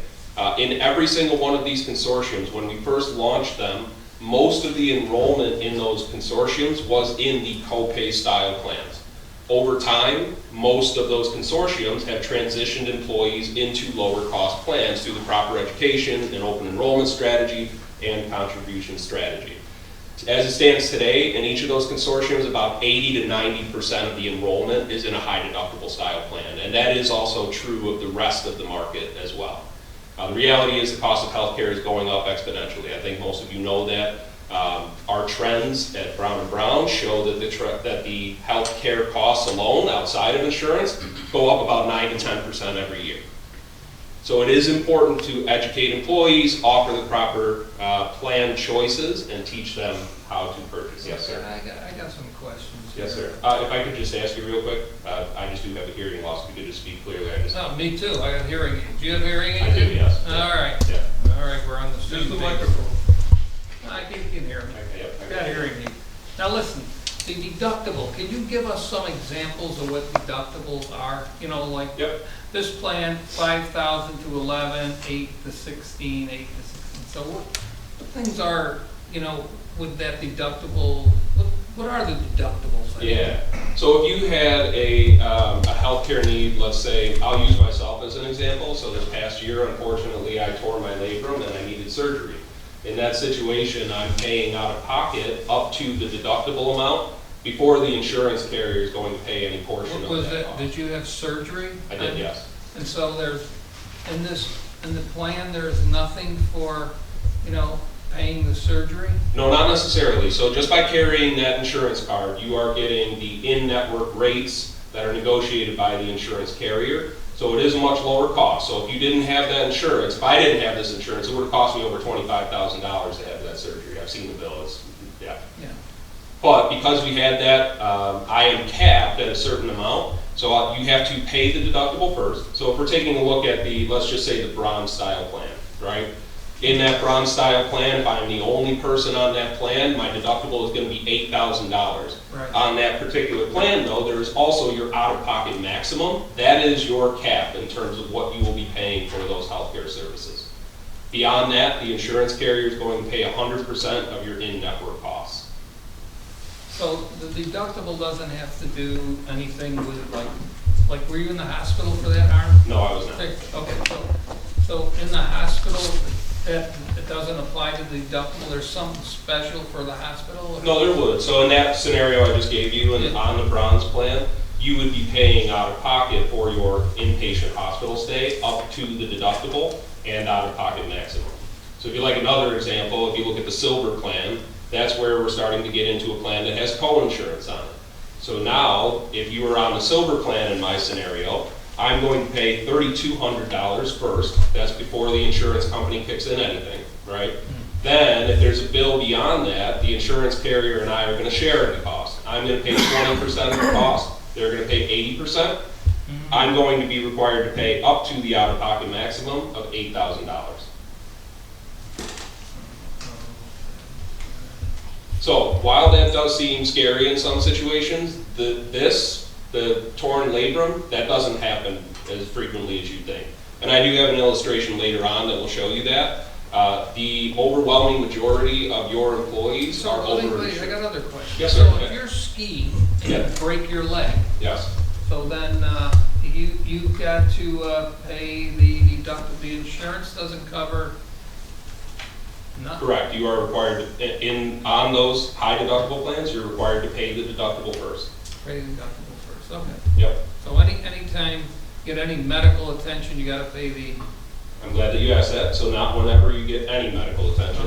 So the Affordable Care Act, it does mandate that each of these plans cover your preventive care. So anytime you go for an annual physical, anything like a preventive cancer screening, preventive colonoscopy, preventive pap smear, mammogram, those types of things, those are covered in full. You're not required to pay out of pocket for those, even if you're on that bronze style plan.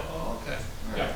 There's another preventive aspect to those plans. Excellus has what's called the preventive drug rider. So if you have prescription drugs that are preventive in nature, think of drugs that treat asthma, high blood pressure, high cholesterol, osteoporosis, even pregnancy prevention, those could be covered without being subject to the deductible. Okay. Okay? Well, thank you. Of course, yeah. Again, the reason that we would argue to offer multiple plans is because you may have somebody on your plan that does have cancer, and they do need to have high-cost treatments. In that case, we want them to have fixed co-pays, right?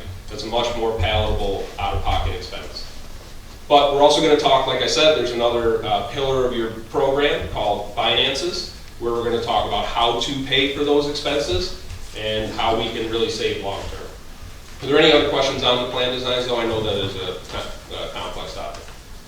No, that's just like the general option kind of thing that you give to all towns as an option? Is it, can you like customize it a little bit? You can choose from a menu of plans. So the 4 that I just showed you are not the only plans that are offered in the Excel's small group pool. That's what we would be reviewing with the town staff to put together the best options. Gotcha. So I just wanted to give you an example. Sure. To kind of take it a step further though, no, you can't really customize those plans. And you can in certain self-insured arrangements, you can customize your plan designs. There's pros and cons to each arrangement though. Okay, thank you. Okay? Okay, so next up we're going to talk about contributions, so what the town pays towards each of these plans. So a couple of key points are our philosophy. Number 1, because you're in the small group pool, one of your biggest tools that you can use is benchmarks. What are other towns and villages paying? What are other small businesses paying? What types of plans are they offering? You can either be above or below the benchmark, but having that type of information is really important, right? It's understanding what the rest of the market is doing. Some of these things are outside of our control, but what you can control is your own knowledge of what else is going on out in the market. Additionally, when we talk about creating distinct benefit differences, we'd also say you need to create distinct price point differences. The reason for that is really important, is to make the employee make a choice. Again, we would argue that most employees are overinsured. They're paying for plans they don't need. They're not using the healthcare system as frequently as they think they are. Our numbers show us that about 80 to 90% of employees are paying less than $1,000 a year in healthcare expenses, whereas in those premiums, they're paying thousands and thousands of dollars every year. So it's important to create distinct price point differences, spread, and encourage consumerism. Again, the reality of healthcare is that it's costing more and more each year. The trends are very clear. It is going up just for the care alone, 9 to 10% every single year. So we do need to be better consumers of our healthcare in this country. That's just a general statement.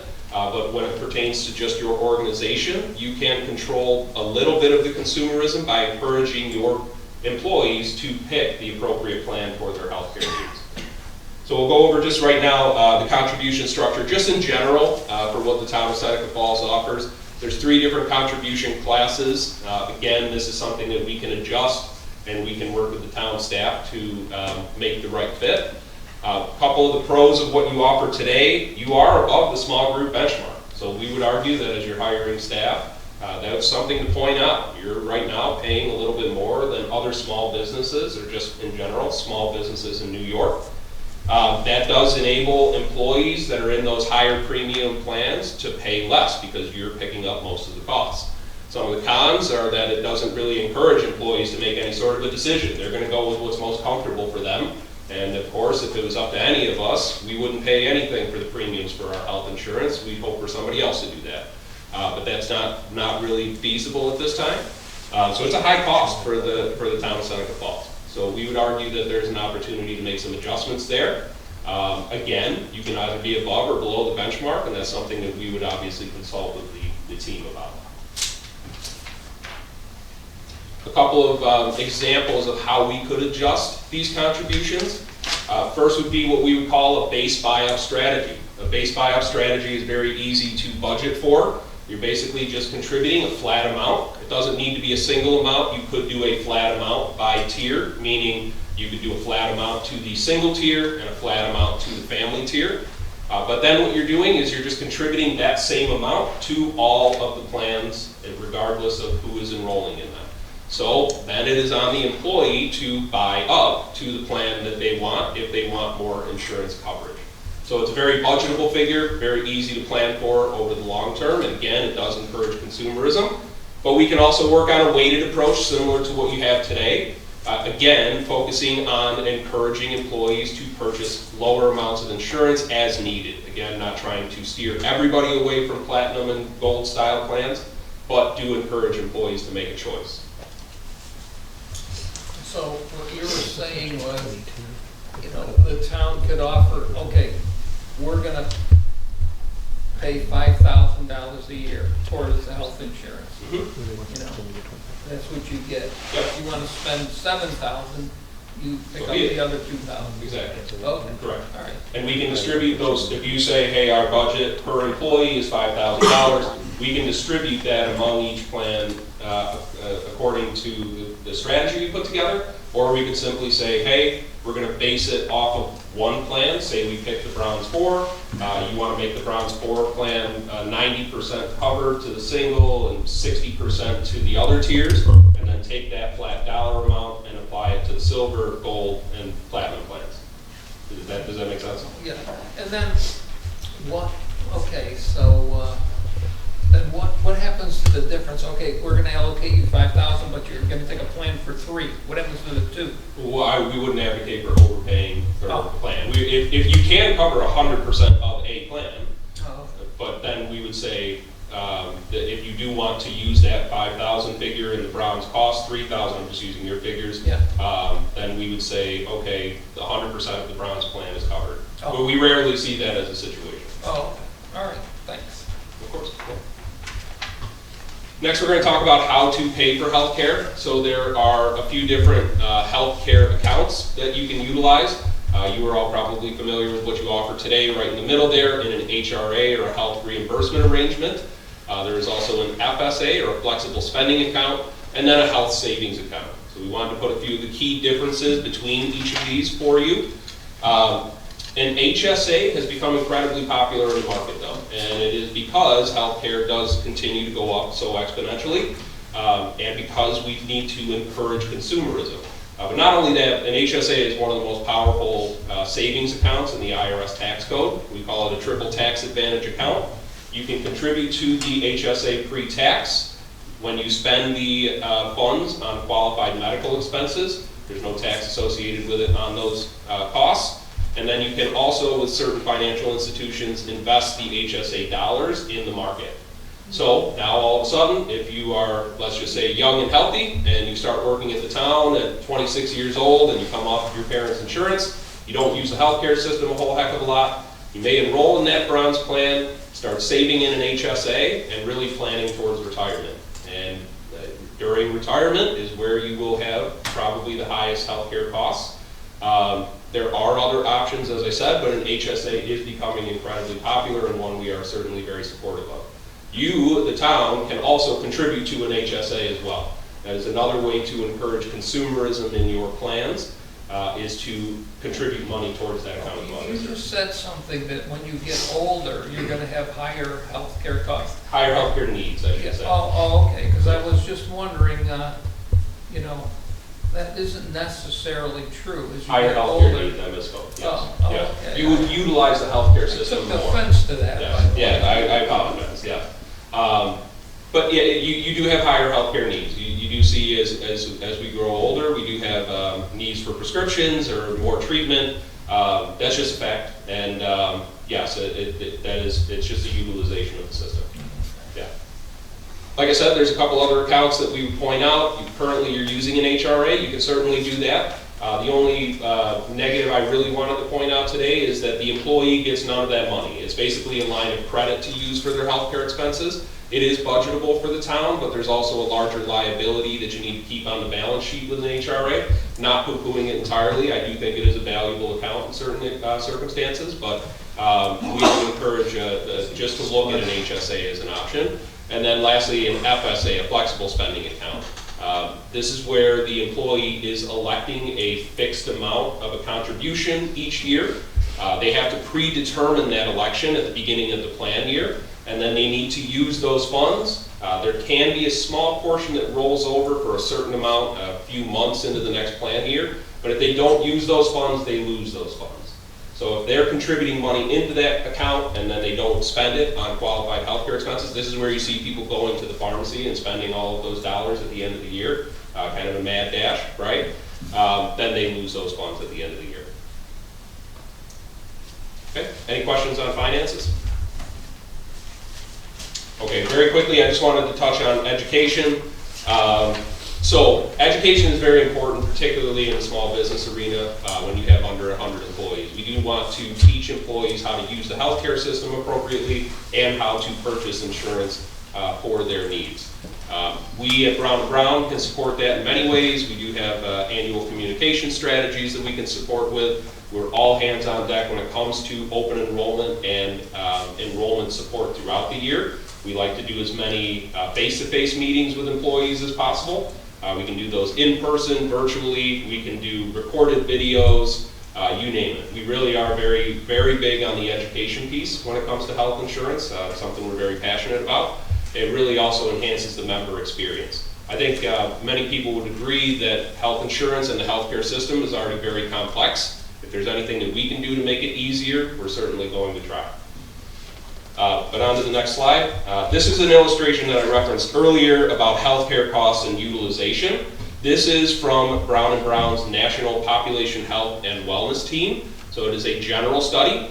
But as you can see, what we're illustrating here is that roughly 8% of your population is making up 76% of the claims dollars that go into your program. Now you guys are purchasing from the community pool, but if we were to simply just take a look at your claims, which we can't, I want to make that clear. If we were to just look at your claims, I think you would find that that number is probably quite true.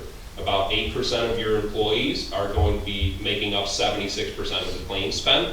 That is because of high-cost claimants. So again, somebody that tears their labrum, or somebody that has a late-stage cancer, somebody that has a high-cost specialty medication. You probably have all seen the high-cost specialty medications on TV during the 6 o'clock news hour. It's the Trulicities, it's the Jardiances, it's all of them, right? They are very high cost. They cost over $100,000 in some cases per year. Then we also have the Ozempic craze. The Ozempics and the Wegovys of the world are here, and people are using them. Those cost about $1,000 a month per employee. So it is important to have platinum style plans for those folks, but they are not the norm. Okay, the majority of your population, 63 to about 78%, are going to spend quite a bit less. Okay, I already mentioned this, but we do support our clients with quite a few education strategies and materials. We have flyers, posters, postcards, emails. We can really support teaching employees how to purchase insurance appropriately through those. Okay, so everything that I just went over was your active employee population. We're going to get into your post-65 medical benefits really quickly, but are there any other questions on the active plan?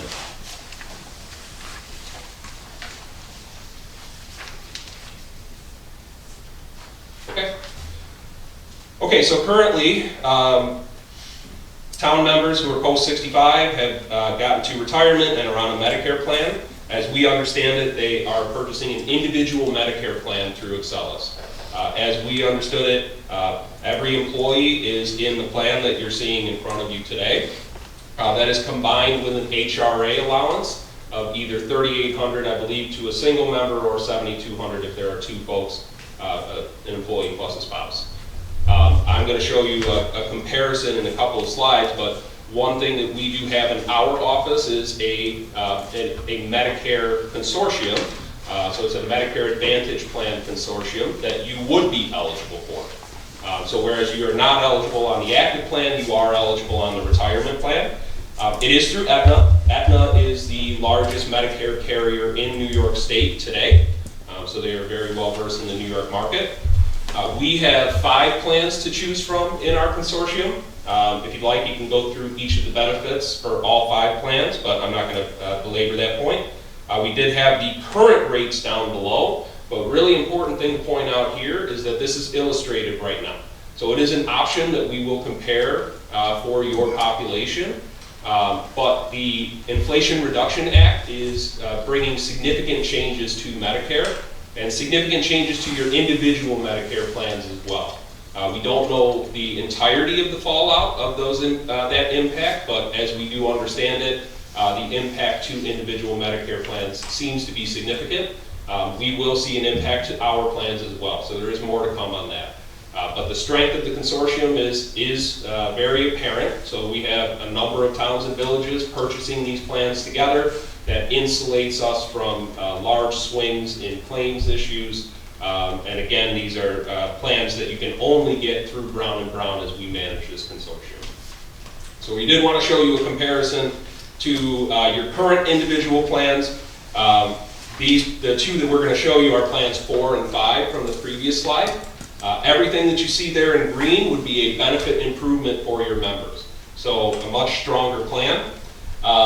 The rates are a little bit higher, as you'll see at the bottom. However, you would then eliminate the need for an HRA. An HRA, as I've said before, it has many advantages. One disadvantage is that it can be a bit of a hassle for members to reconcile the charges that they spend with that HRA.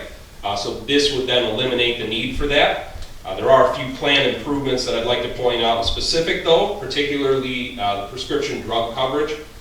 Both of these plans have fixed co-pays associated with them, whereas the plan that you are offering today, the co-pays are much higher, and on Tier 5, you have a co-insurance based plan design. That can be a difficult situation for some. As I referenced before, high-cost specialty medications are becoming a big issue in the healthcare arena these days, so it is something to note. I got a question. Yes, sir. I'm like past this 65. Mm-hmm. So, you know, I do United Healthcare. Mm-hmm. So my premium used to be like $16. Mm-hmm. You know, I get all the same stuff that's here for $128. And now it raised it up a little, went to $28. But it's still cheaper for me to do that than stay on the county plan, because I retired from the county. I could have stayed on their plan, the over 65, paid $354 a month for the exact same coverage. I'm paid $16 for it, now I'm paying $28. Yeah. How come this is 128 and 147? How come United Healthcare's got better insurance? That's a lengthy discussion. United Healthcare doesn't necessarily have. Can in 1 minute. Okay. This is a group Medicare plan, so this would be a new benefit that you would be offering to the town staff. Group Medicare and individual Medicare is not treated the same. And we couldn't offer United Healthcare to them, or say that's what it's going to be, United Healthcare? You actually don't need to offer anything at all, and you could refer. You could do as you're doing now and refer each of your town members to an individual Medicare plan. My argument to at least considering this would be the simplicity of the plan design and the strength of the benefits, as well as the elimination of the need for an HRA. The biggest thing in your plan today, the one through Excelis, is that you have what is called the donut hole. Have you heard of the donut hole? Oh, absolutely. So the donut hole Dunkin' is Donuts all the time. Yeah, the donut hole can be a big issue for those on Medicare. There's quite a few out-of-pocket expenses once you hit the donut hole. There is no donut hole in these Aetna Medicare plans. That's one of the reasons that we now eliminate the need for an HRA. So this is something that we would compare your But current. that's just a donut hole for medicine. Mhm. Yeah. Which is one of the I've most. never had a donut hole problem with United Healthcare either. Yeah. By and large, I would think you would find that most retirees are taking some sort of medication, and that would come into play for them. But this is not a one-size-fits-all. This is just another option that we have in our office to compare to. We could say, after looking at this, that you are in a great spot. You're offering the best options for your employees and your retirees. That's totally okay. But we would do an analysis to compare to this consortium, which again is only available in our office. I'm just wondering why you picked Aetna and not United Healthcare. Well, Aetna, again, is the largest Medicare provider in this state. Right, that doesn't make the largest, sometimes isn't the best. You know? Understood. Nick, if I can actually speak to that real quick. 'Cause Yes, sir. I was part of the vetting process. That was a full-blown marketing and bidding process with Excelis, MVP, United, Humana, and Aetna. So it was a normal process. We went through, Aetna offered the best plans at the lowest rate. That's how we ended up with it. Well, I'm telling you that United Healthcare offers just as good a plan at less money. But that's right. So my quick observation of what I see here. But I don't want to get in an argument with you. No, you're right. If vetted them, then okay. All right. Knock yourself out. All right. Other questions about the plans themselves? A couple other key points that I wanted to point out before we wrap things up, and I do appreciate your time. Thank you very much. With these Aetna plans, they carry a national PPO network. So basically, if a doctor accepts Medicare, they're in network. If the doctor does not currently accept Aetna, Aetna fills the gap. It makes it seamless for the member. So any of your members who maybe relocate and leave the town or go down south to Florida, they would be covered with that national PPO network. Again, this is just an option. We've already talked about prescription drug coverage and the lower copays, no co-insurance, no donut hole, and the eliminates the need for an HRA. One other benefit I did want to point out, because obviously it is near and dear to my heart, is that we have a very strong hearing aid benefit on these Aetna Medicare plans. Currently today, it requires a copay for you to get hearing aids. You also need to go to a true hearing provider. In my research, and I hope I'm correct on this, the closest true hearing provider to the town of Seneca Falls is 30 minutes away. Is that? Go to Clifton Springs, they have a place there, and go to Auburn too, they have a place. A little bit of a drive, right? Yeah, but, okay, so the $2,000 allowance for hearing aids, does that cover, you know, the ones you can buy, you know, over the counter? In other words, you don't have to go for a hearing test. As I understand it. There are many, many, many hearing aids out there now. I mean, you could spend $10,000 a year, not, some of them you can spend $50 a year. Yeah. Still here. Yeah. But, so what I'm saying is this 2,000, you get the 2,000 whether you have a hearing test or not. You just, say you want to buy Lexi hearing aids made by Bose. They cost $999 for the B2 Plus. So you could use the 2,000, you no hearing test at all? My understanding is yes, but I'd like to clarify that. Oh, yeah, clarify that for me, I'd like to know that. Yeah. As it stands today, though, your members are paying a copay, so they're coming out of pocket for those hearing aids. Okay, again, I'll just reiterate, the Aetna Medicare plans are an option.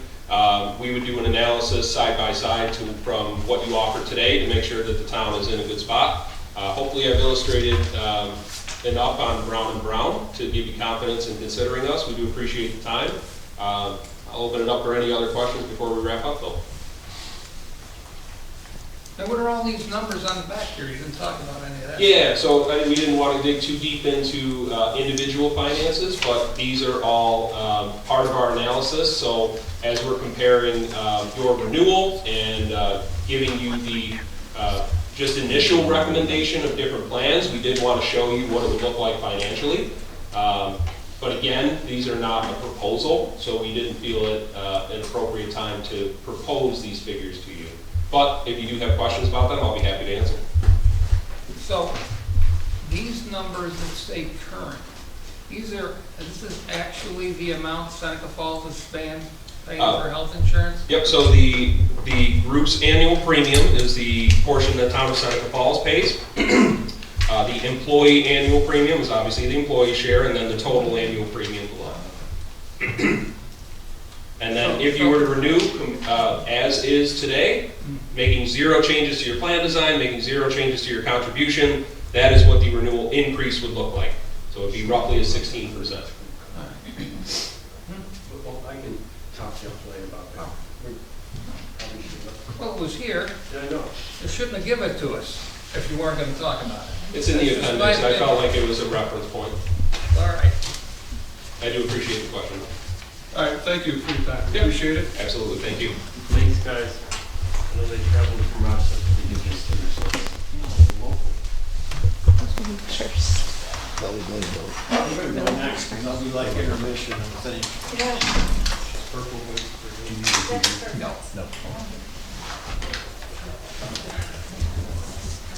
Let me go first. Thank you, sir. Going home a lot happier than I came. That's right. Don't fall in the canal, you know. Don't fall in the canal, you know. Don't fall in the canal. Roll up this paper, I'll float it.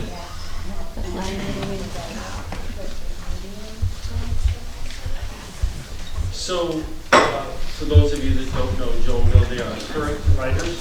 They've been providing service to the town for about 3 years now. Is that fair? Yeah.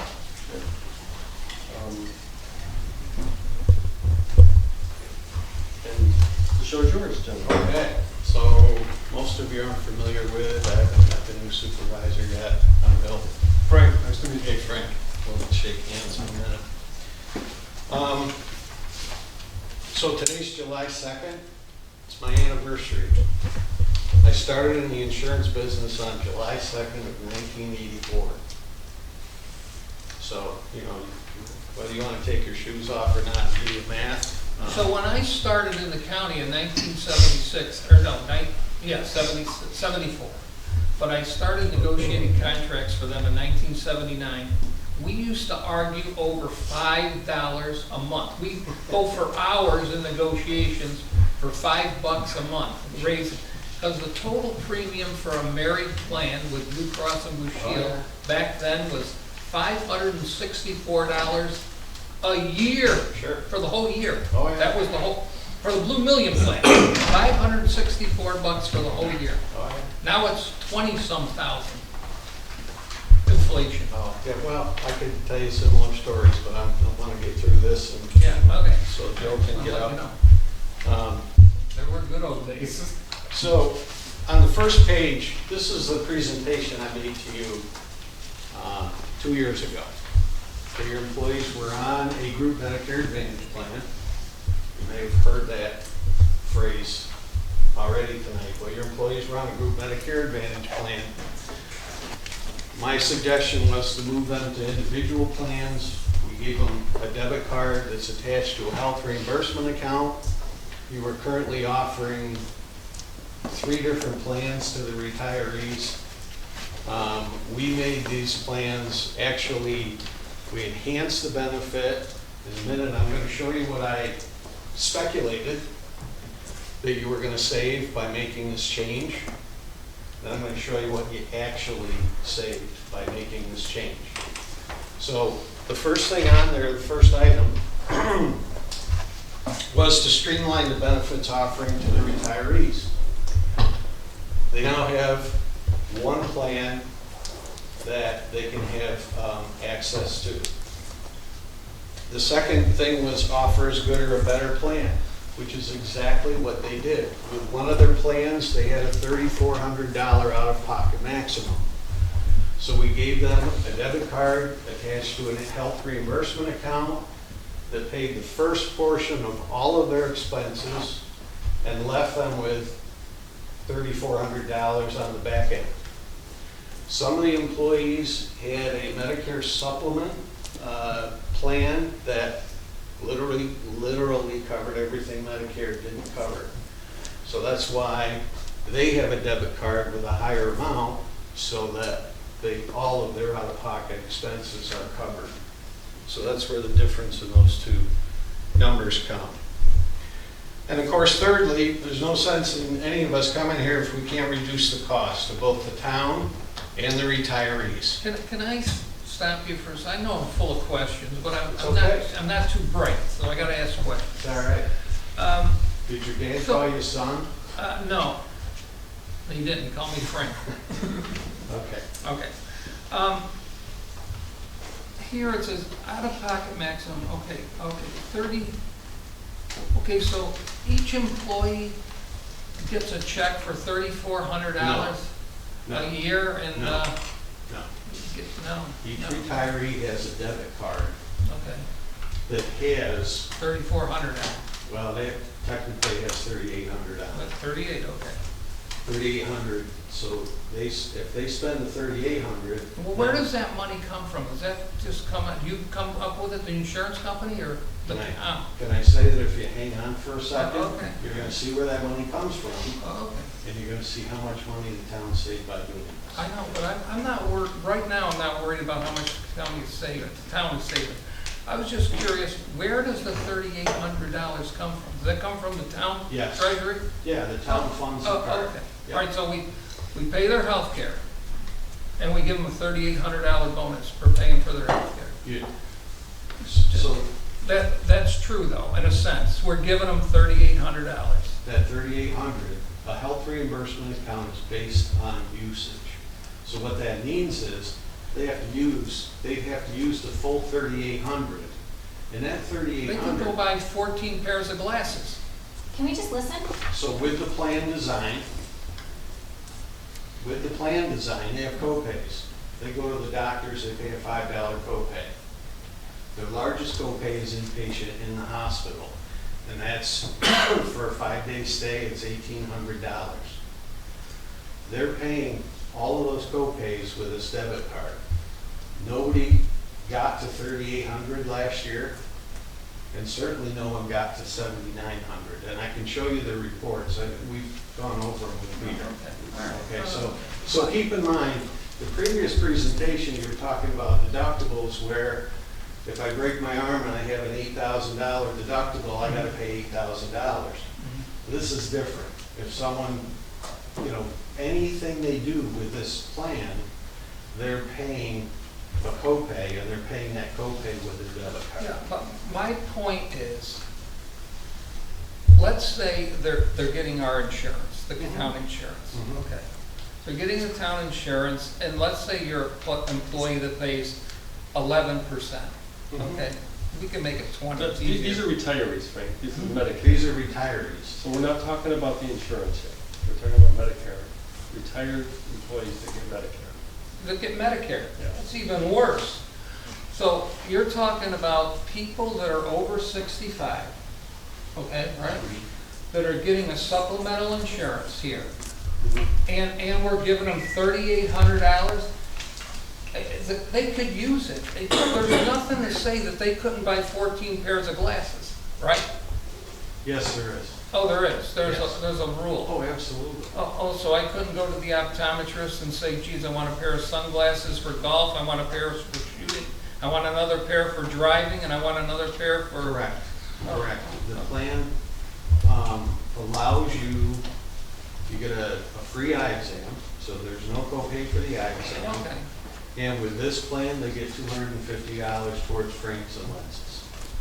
I know, but what can't they use the $3,800 So for? there's, I'm sorry. What can't they use the $3,800 The for? $3,800 can only be used for expenses against the plan, Against the plan. Co-pays.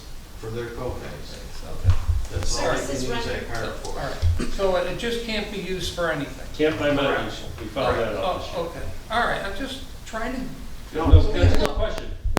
No, let me say something. I'm here as a board member, an elected person.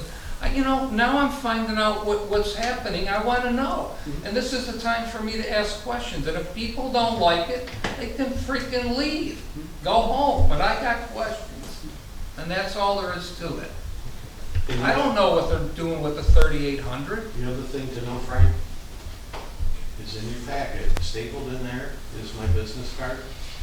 And I'm happy to chat with you about this, to make sure you. So I'm here to ask questions. Absolutely. So you can continue. If I got another question, I'll ask. Okay. I got the answer. They can't use the 3,800 for anything they want to use it for.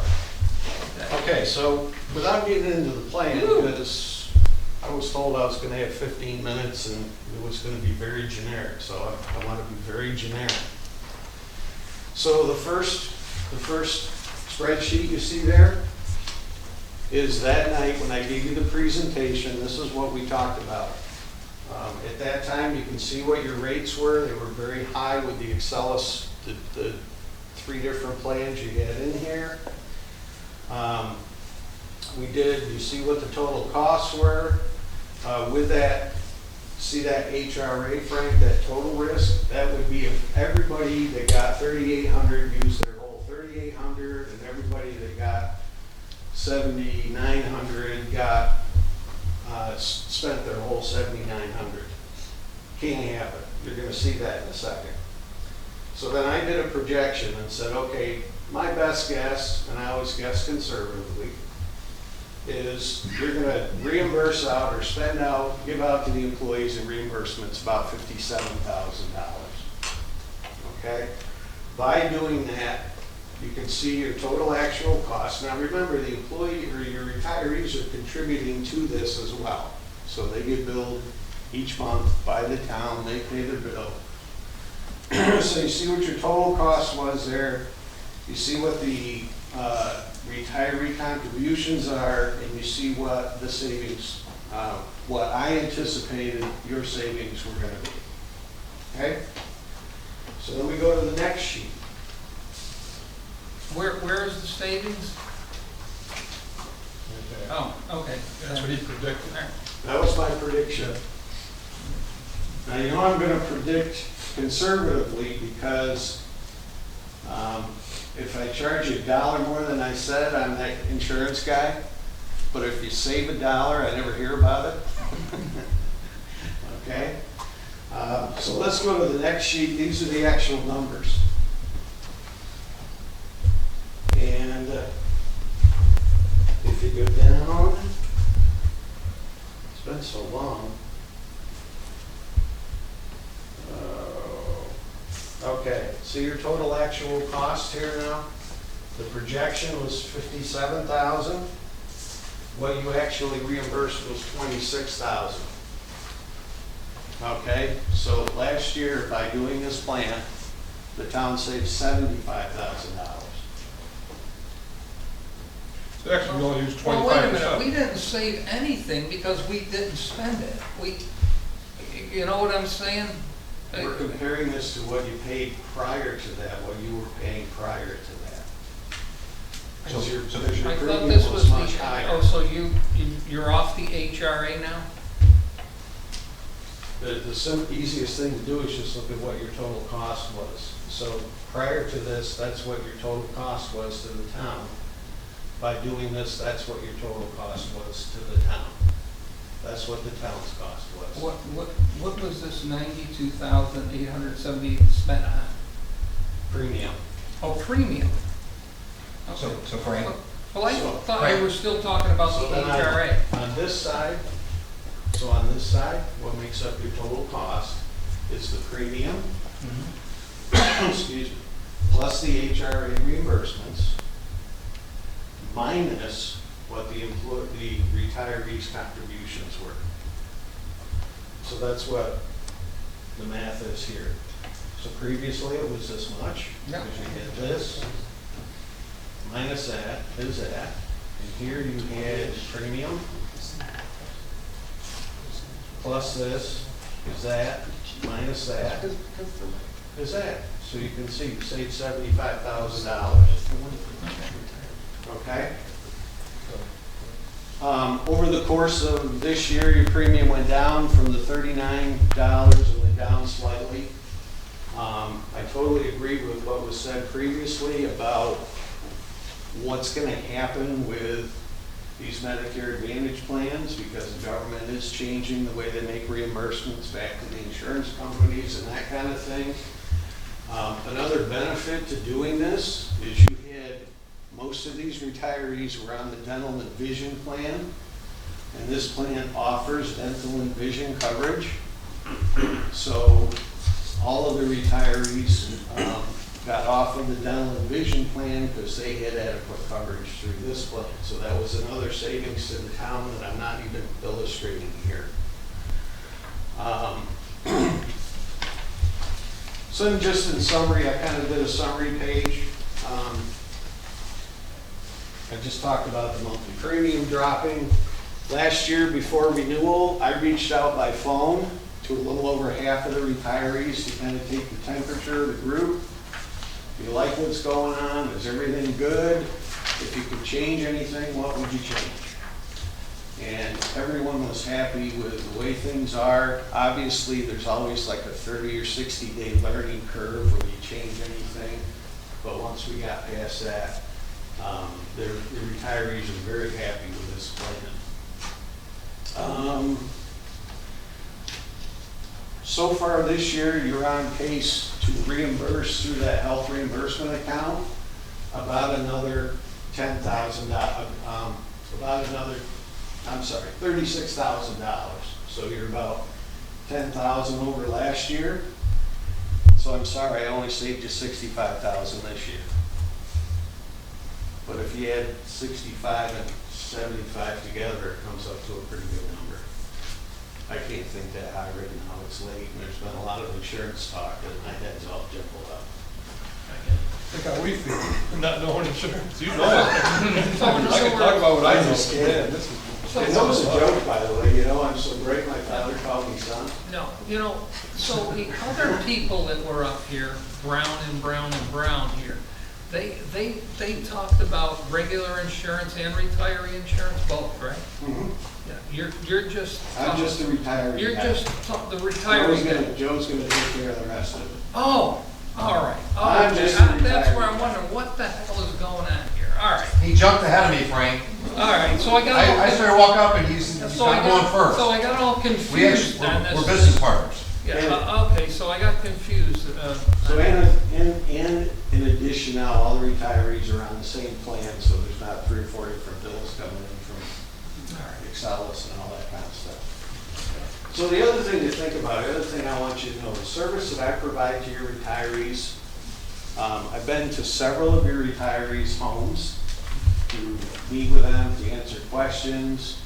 A lot of the new retirees that are heading into age 65, I've met with them. I've actually signed them up for Medicare. I have the ability to do that. It's really not rocket science, but to me, it's a lot more convenient for them, for me to go to their home or meet them here in the little office here, and sit down with them with a computer, get them signed up for Medicare. If they want to sign up for Social Security, I can do that too.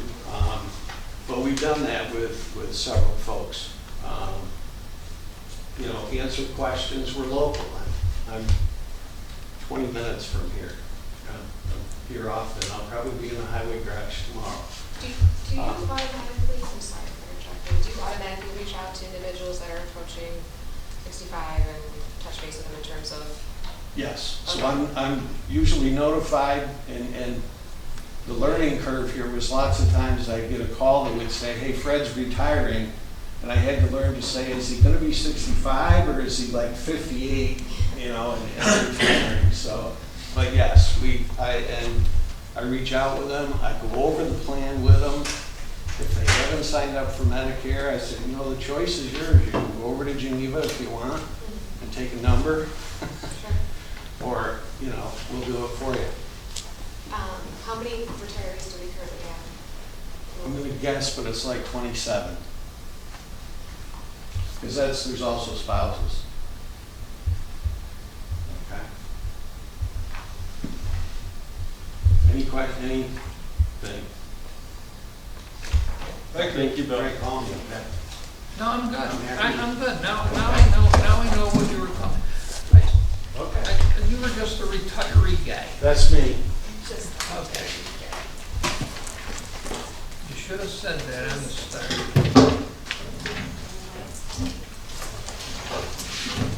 My opinion. Thank you, ma'am. Thank you. All right, good evening. I appreciate it. I'm sure you're tired. I respect what you do. I have served on several boards myself, everything from the Auburn School Board, Nick's Ride, Q Counseling, Auburn Public Theater, multiple boards. So I respect what you're doing and what you're trying to do for your staff. And I actually grew up here in town. I own property here in town, and there's a reason that that's important to me, is because I'm a taxpayer. And when I met with, I've actually been working with the town in different capacities with benefits for over 20 years. So I've been able to assist your staff for over 20-some years, and I've grown into and been able to give the opportunity to be able to offer what we offer here tonight and go over the options that are available. If you open up your book, the first page says presented to. You can see there's several names on there, everything from Excelis, Guardian, Task, Employee, Navigator, Aflac, Mass Mutual. We do all of that and more for the town currently, and I appreciate that opportunity. The earlier was brought up about the fact that you're under 100 employees. That's what was referred to as community rated. So they take basically every company that's in an area under 100 employees, and they say these are the plans that you can choose from. No broker has any competitive advantage. Every broker says, here's the plans which you have in your packet. You have every available plan is in your packet, which I'll show you. So no broker has an advantage that says, I can get this one, they can't. As it was brought up, the premiums are the same for everybody. You're under 100 employees. The other important part is the commission is the same. I'm very transparent. I always, no matter what I'm doing, if you say what's in it for you, I'll tell you how much money I'm making, what I'm doing. So when you're a broker, you're paid 4% commission. So take whatever your health insurance premium is, it's 4%. That is a key part of my presentation tonight that I'll come back to in a few seconds. If you go to the first tab there where it says Excellus, what you have is your current rates, and we've broken it down based on the platinum, the gold, and the bronze, and who's enrolled. The next one is your renewal rates. Your renewal is December 1st. It's a little off kilter. Most companies do January 1st through December. You are through December 31st. You're December 1st. Health insurance is priced by the quarter. So there's a rate for the first quarter of the year, rate for the second, third, fourth quarter. Bill, why are you interrupting me? So your rate increase is based currently on fourth quarter of 2024. And as you can see, if you stay with the plans you currently offer, the gold or the platinum, gold, and bronze, you're looking at about an $85,000, $88,000 increase. And I have another page which breaks it out by what the town has increased and what each of the employees would be paying, or the staff members. The other thing I want to bring up is that we've already been notified what the projected increases are for 2025. So for companies that have that January 1st through December 31st, Excellus has already announced what they have asked the state for an increase. In all of your plans, the lowest increase for your plans is a 23.71% increase, which would take effect December 1st of 2025. So your December 1st, so the rates in the middle are what your rates are going to go to December 1st of 2024. If the rate increase goes through, which it's probably hopefully come down a little bit less than that, but it's not going to be cut in half, you're looking at another $250,000 increase from what you're currently paying. So you're looking between now, what will happen December 1st, 2024, and December 1st of 2025, about a $350,000 increase. By the way, that is the portion that the town has made. That's not the full premium. That's just what's in your budget. So that means that number is low because we're not factoring in what the employees are paying into that. I'm just preparing you. And when I first got in and I was able to earn the opportunity and the privilege to become your broker for your health insurance, I know Pete gets, I wouldn't say he gets upset easily, but I always say I look at what's happening today, what's going to happen 5 years from now. Because I look for long-standing. I get upset. It's fair to say. I look for long-standing relationships. I don't want to, you're looking at your current rate, a 13% increase, a 16% increase on some plans. I'm not going to sit here and not tell you that, by the way, a year from now, you're looking at a 23, 25% increase. Now, what will happen the year after that? If it's 10%, you're going to be lucky. All right. I've been in the insurance business now for 29 years. I oversee about 2,100 accounts. I have about 50 people that report to me directly. We have several administrators. I've been doing this for quite a while, and I am very honored that I don't lose accounts. And I believe there's a lot of it is the transparency, but also we'll talk about the service and things after. So if you also below that on that first page, you have your current HRA exposure. So what we did is we took how many singles you have in the bronze, how many family members, and then we took the gold single. So you currently, now we're back, Frank, to the HRA. So if they're on the bronze plan, you give them a card for $4,500 single, $9,000 for family, or two-person or whatever. On the gold, you do $1,000 and $2,000. These numbers were set previous to me. They have not changed. So you're not increasing how much you put in the HRA, but on your plan, specifically the bronze plan, the deductible keeps going up every year. And as I mentioned earlier, my biggest concern is the risk as to both you as a town, but also to your staff members and what they're going to have. So I have a question now. So if you're on the gold plan, your HRA is only 1,000 and 2,000, right? Thousands individual, 2,000 if it's more than one person. Okay. And the bronze is, so what's the, let's just look at a month. What is the monthly premium for a bronze plan? And then what's the monthly premium for a gold plan? Do you know that? Yes, if we flip to the next pages. Oh. Well, I wanted to write it on this page, so, Well, so you can tell me, and I'll write it so on this. what I did do, Frank, is I have, what you're correct, is we have certain people that have a negotiated contract. You have law enforcement that has a negotiated contract that they pay 11%. The only way that is gonna change is if you, I'm gonna get you a question. Yeah. So what you have and what I'm showing you is you have staff that are paying 11% towards the premium. You also have a town resolution that certain employees hired before April 1st of 2021 contribute 20%. And then there's a town resolution that if you hired after April 1st of 2021, you pay 25%. So these sheets that you have give you that breakdown. How many are paying the 11%, how many, but if you go past that, Frank, what I did for you is you have your current plans. So if you can flip to where it says Excelis. Yeah, good, Joe. Look, can you just do me a favor? Forget about the 10%, 20%, 25. What is the total cost for 1 month for the bronze plan? Individual, That's $511.08. Okay, that's what I want to write down, 511. And then what is the total for the family? $1,456.58. 1,004 what? $456.58. 1,458? $56.50. Oh, 56, close enough, okay. Then the gold plan, what's the 1 month total? Individual is $846.96. Okay, and then what is it for the family? $2,413.84. 2,438? $2,413.84. Oh, I'm not worried about the census right now. Okay.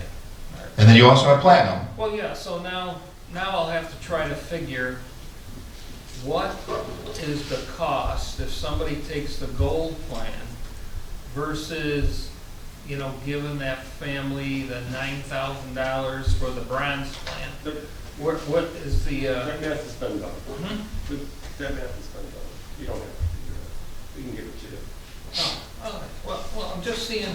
I mean, I know you like to do it, so you're going to do it. But I'm just seeing why, you know, what is the incentive for somebody to go from the gold to the bronze to the ninth? I'm just trying to see the difference in premium is $1,000 a month, so that would be $12,000. You save $12,000 on the bronze plan a year. So if you flip that page, Yeah. now, if you flip the page, now this is for the ones that are 11%. On the far right, it shows what the town's increase is going to be and what the employee's increase. It shows what the town, the last columns, it shows what the town's contribution is a month, and then it shows what the employees will pay at the 11%. The next page shows the 20%, the page after that shows the 25%.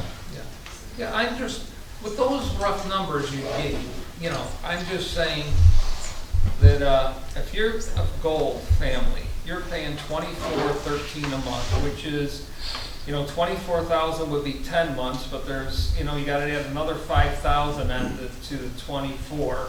So that's almost $30,000 a year for the gold family. The town is paying. If we paid the whole shot, it would be $30,000. Versus if you were on the bronze, you would be $14,000 for 10 months, and then you got to add another 3,000. So that's about 17,000. So 17,000. So that's a $13,000 difference, and then we're doing the $9,000 there. I'm just trying to see, you know, why people wouldn't go to the bronze plan. I'm just trying to figure this stuff out as Most we're people going don't along. have $500 in savings to pay any surprise bills. Most people don't have around $500 in a savings account to pay for surprise bills. So they would rather pay up front for a copay that's less and fewer dollars for out of pocket than risking. Most people don't have $500? Yes. Okay, Oh, so all right, here. Let's get off track, get way off track. Let's Yes, go, keep going. so when they are on the bronze plan, they are given an HRA card. As an individual, I got $500 in cash in my pocket right now. as an individual, they are given that $4,500. So their first initial expenses is $4,500. On the bronze plan, your current deductible is $7,500. In December, it's gone to $8,000. So this was my point of showing you this, is that to Frank's point, because you're not raising your HRA contribution, you have not raised it in several years, but the deductible keeps going up, that I may see people that when I meet with them start saying, I want to go to a silver, I want to go to a gold, which means there's higher premiums to them and higher premiums to the town, which means that's more to your budget, right? So because you're not increasing your HRA, you haven't to this point. What I also did, so behind that, you have a breakdown, the 11%, 20, 25. Then you have the current plan design with the rates. You also have included in here, and to Bill's point, I can meet with you individually. I can meet with 2 people. I know we can't have a bunch of you, but I can go through this more in depth. We were asked to keep this to 15 minutes, so I'm trying to speed through this and just show what we're trying to do here. But then you have what the new plan will be going in December. Joe, can you move on to the Tompkins stuff? Yes. Let's get to the Okay. point. Thank you. So you have been approached, and I have met and talked to them. Tompkins County has a consortium. The county's in it. There's quite a few. You can go online. There's a whole list of different municipalities that are in it. When you're dealing with the Tompkins County Consortium, you then are no longer dealing with a broker. And I mentioned to you at the very beginning is, when you deal with a broker on the community rated, the plans are the same, the premiums are the same, and everyone makes 4%. When you go into the consortium, they do not pay the 4%. There is no commission to the broker. I am standing in front of you saying, in good faith, I believe you should go to the consortium, knowing that I'm giving up the 4%. With that, I'm making a recommendation that you go with the bronze. Now, I included in the tab for the consortium some of their plans. It's got the bronze, the gold, the silver, the platinum. You can pick any one of them. Or all 3. Or all 3. But There's 4. 4, yes. I see Yeah, 4. Platinum, gold, Yes. silver, and bronze. But my recommendation is to go with the bronze plan, and we have a partnership with a company called Nonstop. And what they do is it functions like an HRA, HSA that you've heard references to. The staff member would get a card, similar. They fund the full deductible. So that $8,000 is going to be funded. There is no copays, prescriptions, nothing. Your staff members that are on the platinum plan, which is the highest plan, which means you're giving the most money to Excelis, they pay a copay. They are not going to have a copay. No one's going to have a copay. There's only one copay. That is, if you go to the emergency room, it's a $100 copay. If you're admitted, they waive it. If you stay with what you currently are doing, the 3 plans, now we can look at all the plans, they're in here, we can sit down, we can look at silver, gold. You gotta be careful on some of these plans. On the silvers, they're aggregate deductibles. You gotta understand what you're purchasing, and education is key. But if you stay just with this status quo, to keep this simple tonight, you're looking at about an $85,000 increase to your budget. If you go with the option I'm giving you, which is knocking me out as your broker, and I respect that, and you bring in this plan, you're looking at roughly about a $27,000 increase based on the upcoming rates. Now, the consortium, which I spoke with last week, I spoke to them again today, they have filed and they are anticipating a 10% increase. I did this at 12%. All right, similar to Bill, I'm going to come in conservative, I'm not going to go with their 10. We did it at 12. So at a 12% increase with the consortium, we would also move you to a January 1st, which I've talked to Pete about. It'd make it a lot easier for budgeting. And I don't mean to jump back, but when you look at that HRA that you're currently on, he has to budget for that full exposure because you can't overspend your budget. So he has to fund for that full $140,000, even though you're only using about $35,000 of it. And then at the end of the year, he's got to factor it all back in. With this doesn't happen. Now you heard Bill talk about kind of how an HRA works, and they come in and they say, we anticipate about a 40%, 45% usage, right? So we look at your deductible, we assume that about 40% is going, that's what they're going to come in at. With this program that I have with this company, if they project, I'm just going to use a simple number, $100,000 is going to be used within their program. If it goes over that, meaning more people end up sick, you don't eat it, they eat it. So you now have a budget that you've locked your number in. Let's say it comes below what they estimated. So again, that same 100,000, but only 75,000 or 50,000 used. So there's 50,000 difference. You as the town can say one of two things. I want a check for that 50,000 because we paid you for it. If that's what you want, they give you a check for 75% of that difference, that 50,000. Or you can say, take that 50,000 and roll it over to next year, which is what our recommendation is because that helps keep your premiums down for the following year. So it's a no-lose proposition because the fee is set. If it goes over it, it's nothing on the town. If it comes under, you're going to get it back one way or another.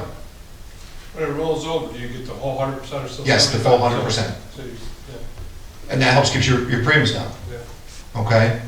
So my recommendation is go to the consortium. I spoke with them.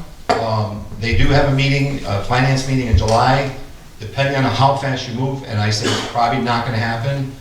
The next finance meeting is in August. They've already looked at your plan, they've looked at the numbers, and they say tentatively, we believe we would take them, because they have the right to decide whether they're going to or not. They need to go through the numbers and go through it. They have to do that, they'd like to do that in August at that meeting, their meeting. Then there's a board meeting in September. You have to be on the docket for that. If you're not on the docket, you're not in until next year. So, again, I can come see her individually. They're willing to come here. They're right in Ithaca. They're willing to come up here, sit down with you, go through it, answer your questions. Every staff member is going to have better health care than they have right now. They still have Excellus. Yes, they're going on bronze with a deductible, but they're going to have a card that's going to cover that full deductible. They're not going to have a copay unless they go to the emergency room. And it's saving, you're only looking at a $20,000 increase compared to your 85. And this is why I wanted to bring out what you're looking at in December of 2025. So, I got a question. So are you saying that if the town went to Tompkins County, there would be a savings and there would be no HRA or HS? There'd be no HRA, no. There'd be none of that? None of that. None of that? Nope. Okay. It functions like an HRA, but there's none of that budgeting. And who comes up with the money? It's in the fee that they incorporated. So you're going to have a premium for the bronze Okay. that you're paying Tompkins, then you're paying this company a fee to have the program. It's like a factoring company, you know, you can factor And so- receivables, like future, Yeah. they do the same So thing. what's the fee per person?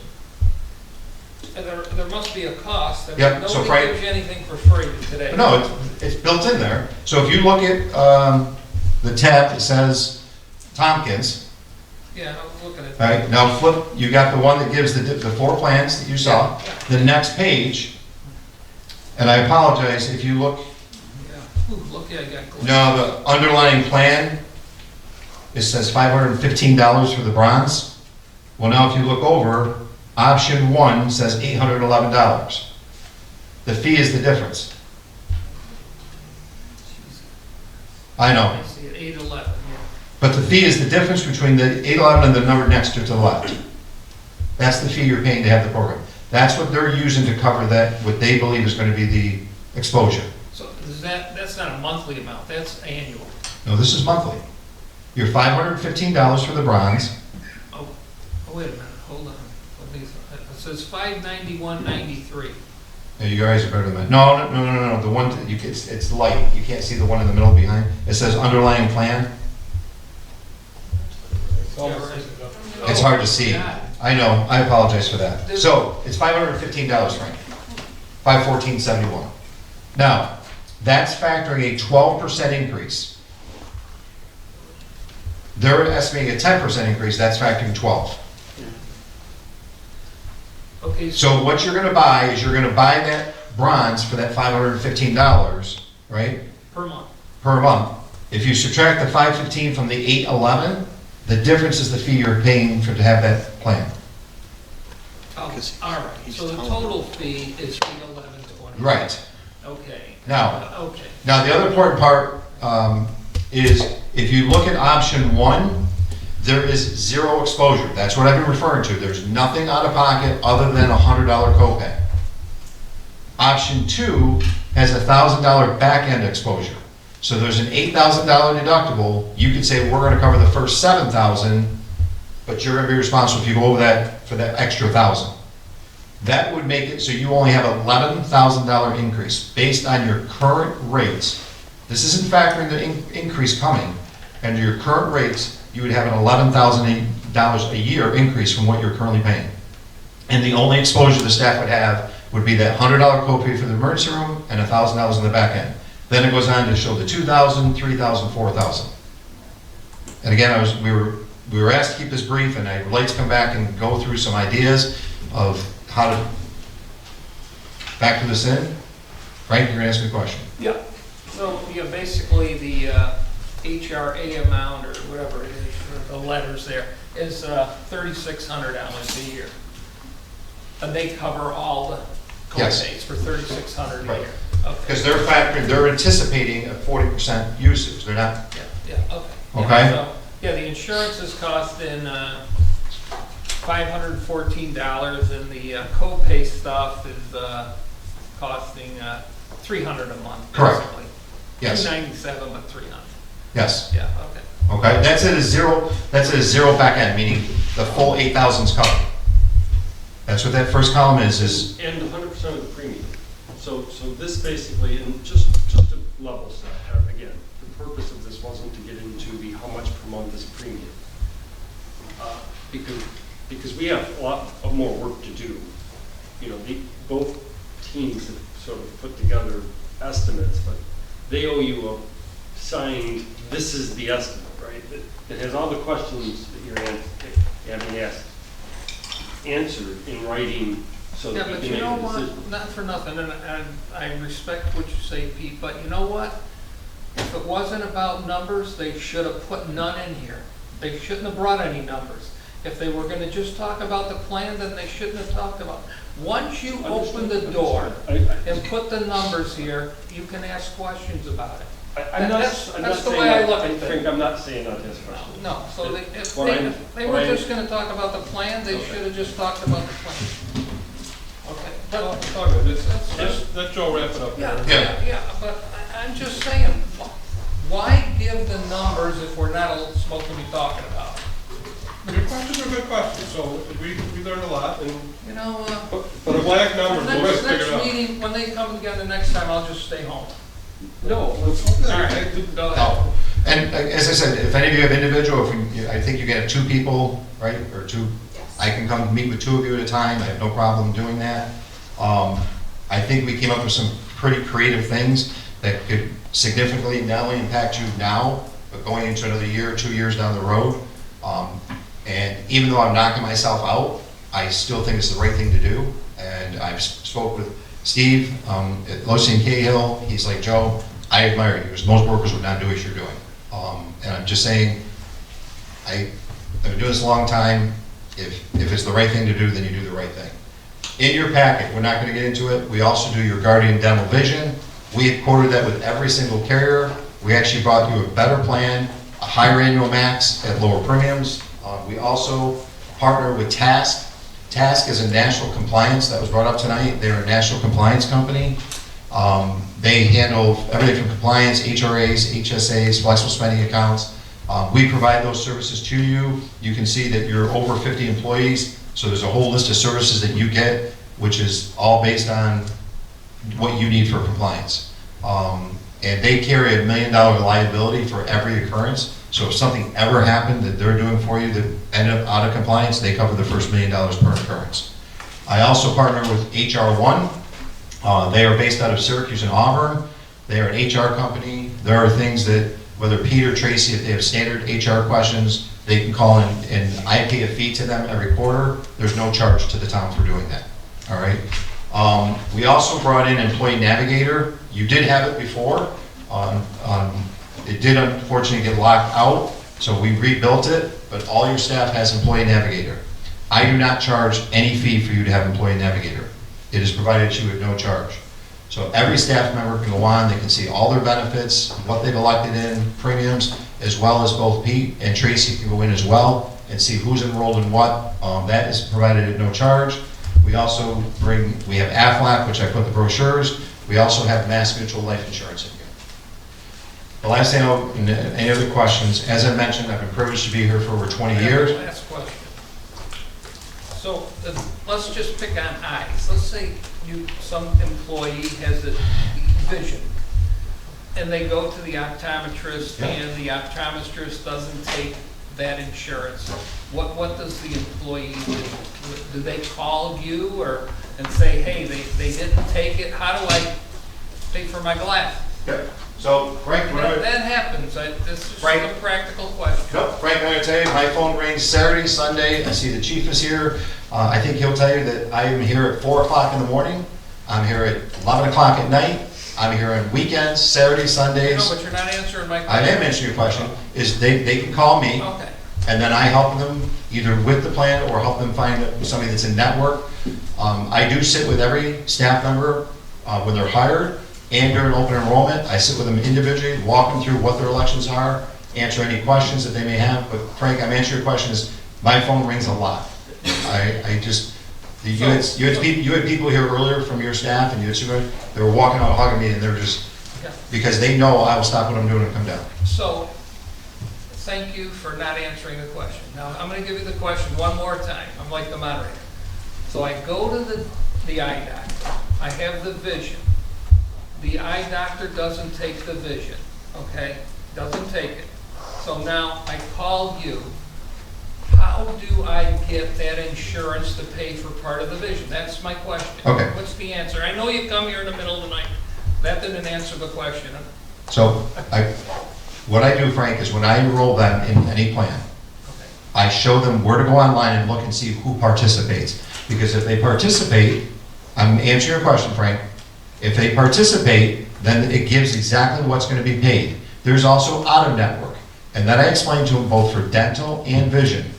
Dentists and eye care have 3 options. I'm going to participate with this carrier. In the packet they have and what's in your book, it shows them exactly the percentage that will be paid based on the services. Let me interrupt you. You're not answering my question. You didn't? I know you tell them all that stuff, okay? Frank, if they choose to go to a provider that does not accept the carrier, it's in the packet what's covered. I understand. Okay. So there isn't a form the person can fill out and send it to the insurance company and say, gee, the provider didn't take the insurance, but that this is the cost. Will I get reimbursed? There's in-network and out-of-network. If they go out-of-network, it's in that packet, what percentage will be paid, and I show it to them. Okay. There's no argument. You're out-of-network, this is what's going to be paid. Okay, so there is a way for the employee to get something. Yes. So they get vision, but maybe the optometrist doesn't take that. They don't take every insurance. Neither do dentists. And I'm just saying, there's a way for them, a mechanism for them to get some money back. Yes. Okay, that's all I was asking. That was it. This wasn't a debate the other night where nobody answered a question. I want to get it out of you. I don't give up. Thank you. I have been honored and privileged to be here, and I look forward to continue to hopefully be able to service you and your staff. Again, if you want to be individually, groups of 2, to go through this, and just kind of, by all means, we'll do that. Thank you, Joe. Thank So, from a board obligation perspective from this, again, it wasn't, we have a month to make a change to what we offer retirees and employees. Effectively, on or around August 1st, because we have a 90-day window to do this. So these 2 companies need to put together a final proposal that the board can get with enough time to make the proper decisions about it. Okay? Shut up. And And if the board chooses to go with the consortium, we have to be on the agenda for their meeting. Yes. There is paperwork you need to fill out which I have, that I can get to you, and you need to send it in. Now, doesn't mean you're obligated to go with them, but I would strongly suggest getting the packet in, and at least get on the docket so that you can then make a decision, so you're not on it. Yeah. Will you send me that paper then? Yes. Please, Joe? Okay. Anyone have anything else before we conclude our meeting tonight? Thank you everyone for your presentations and your time. Enjoy your evening. Good night. Motion to adjourn? Motion to adjourn. Adjourn. Second. All in favor? My heart is 55.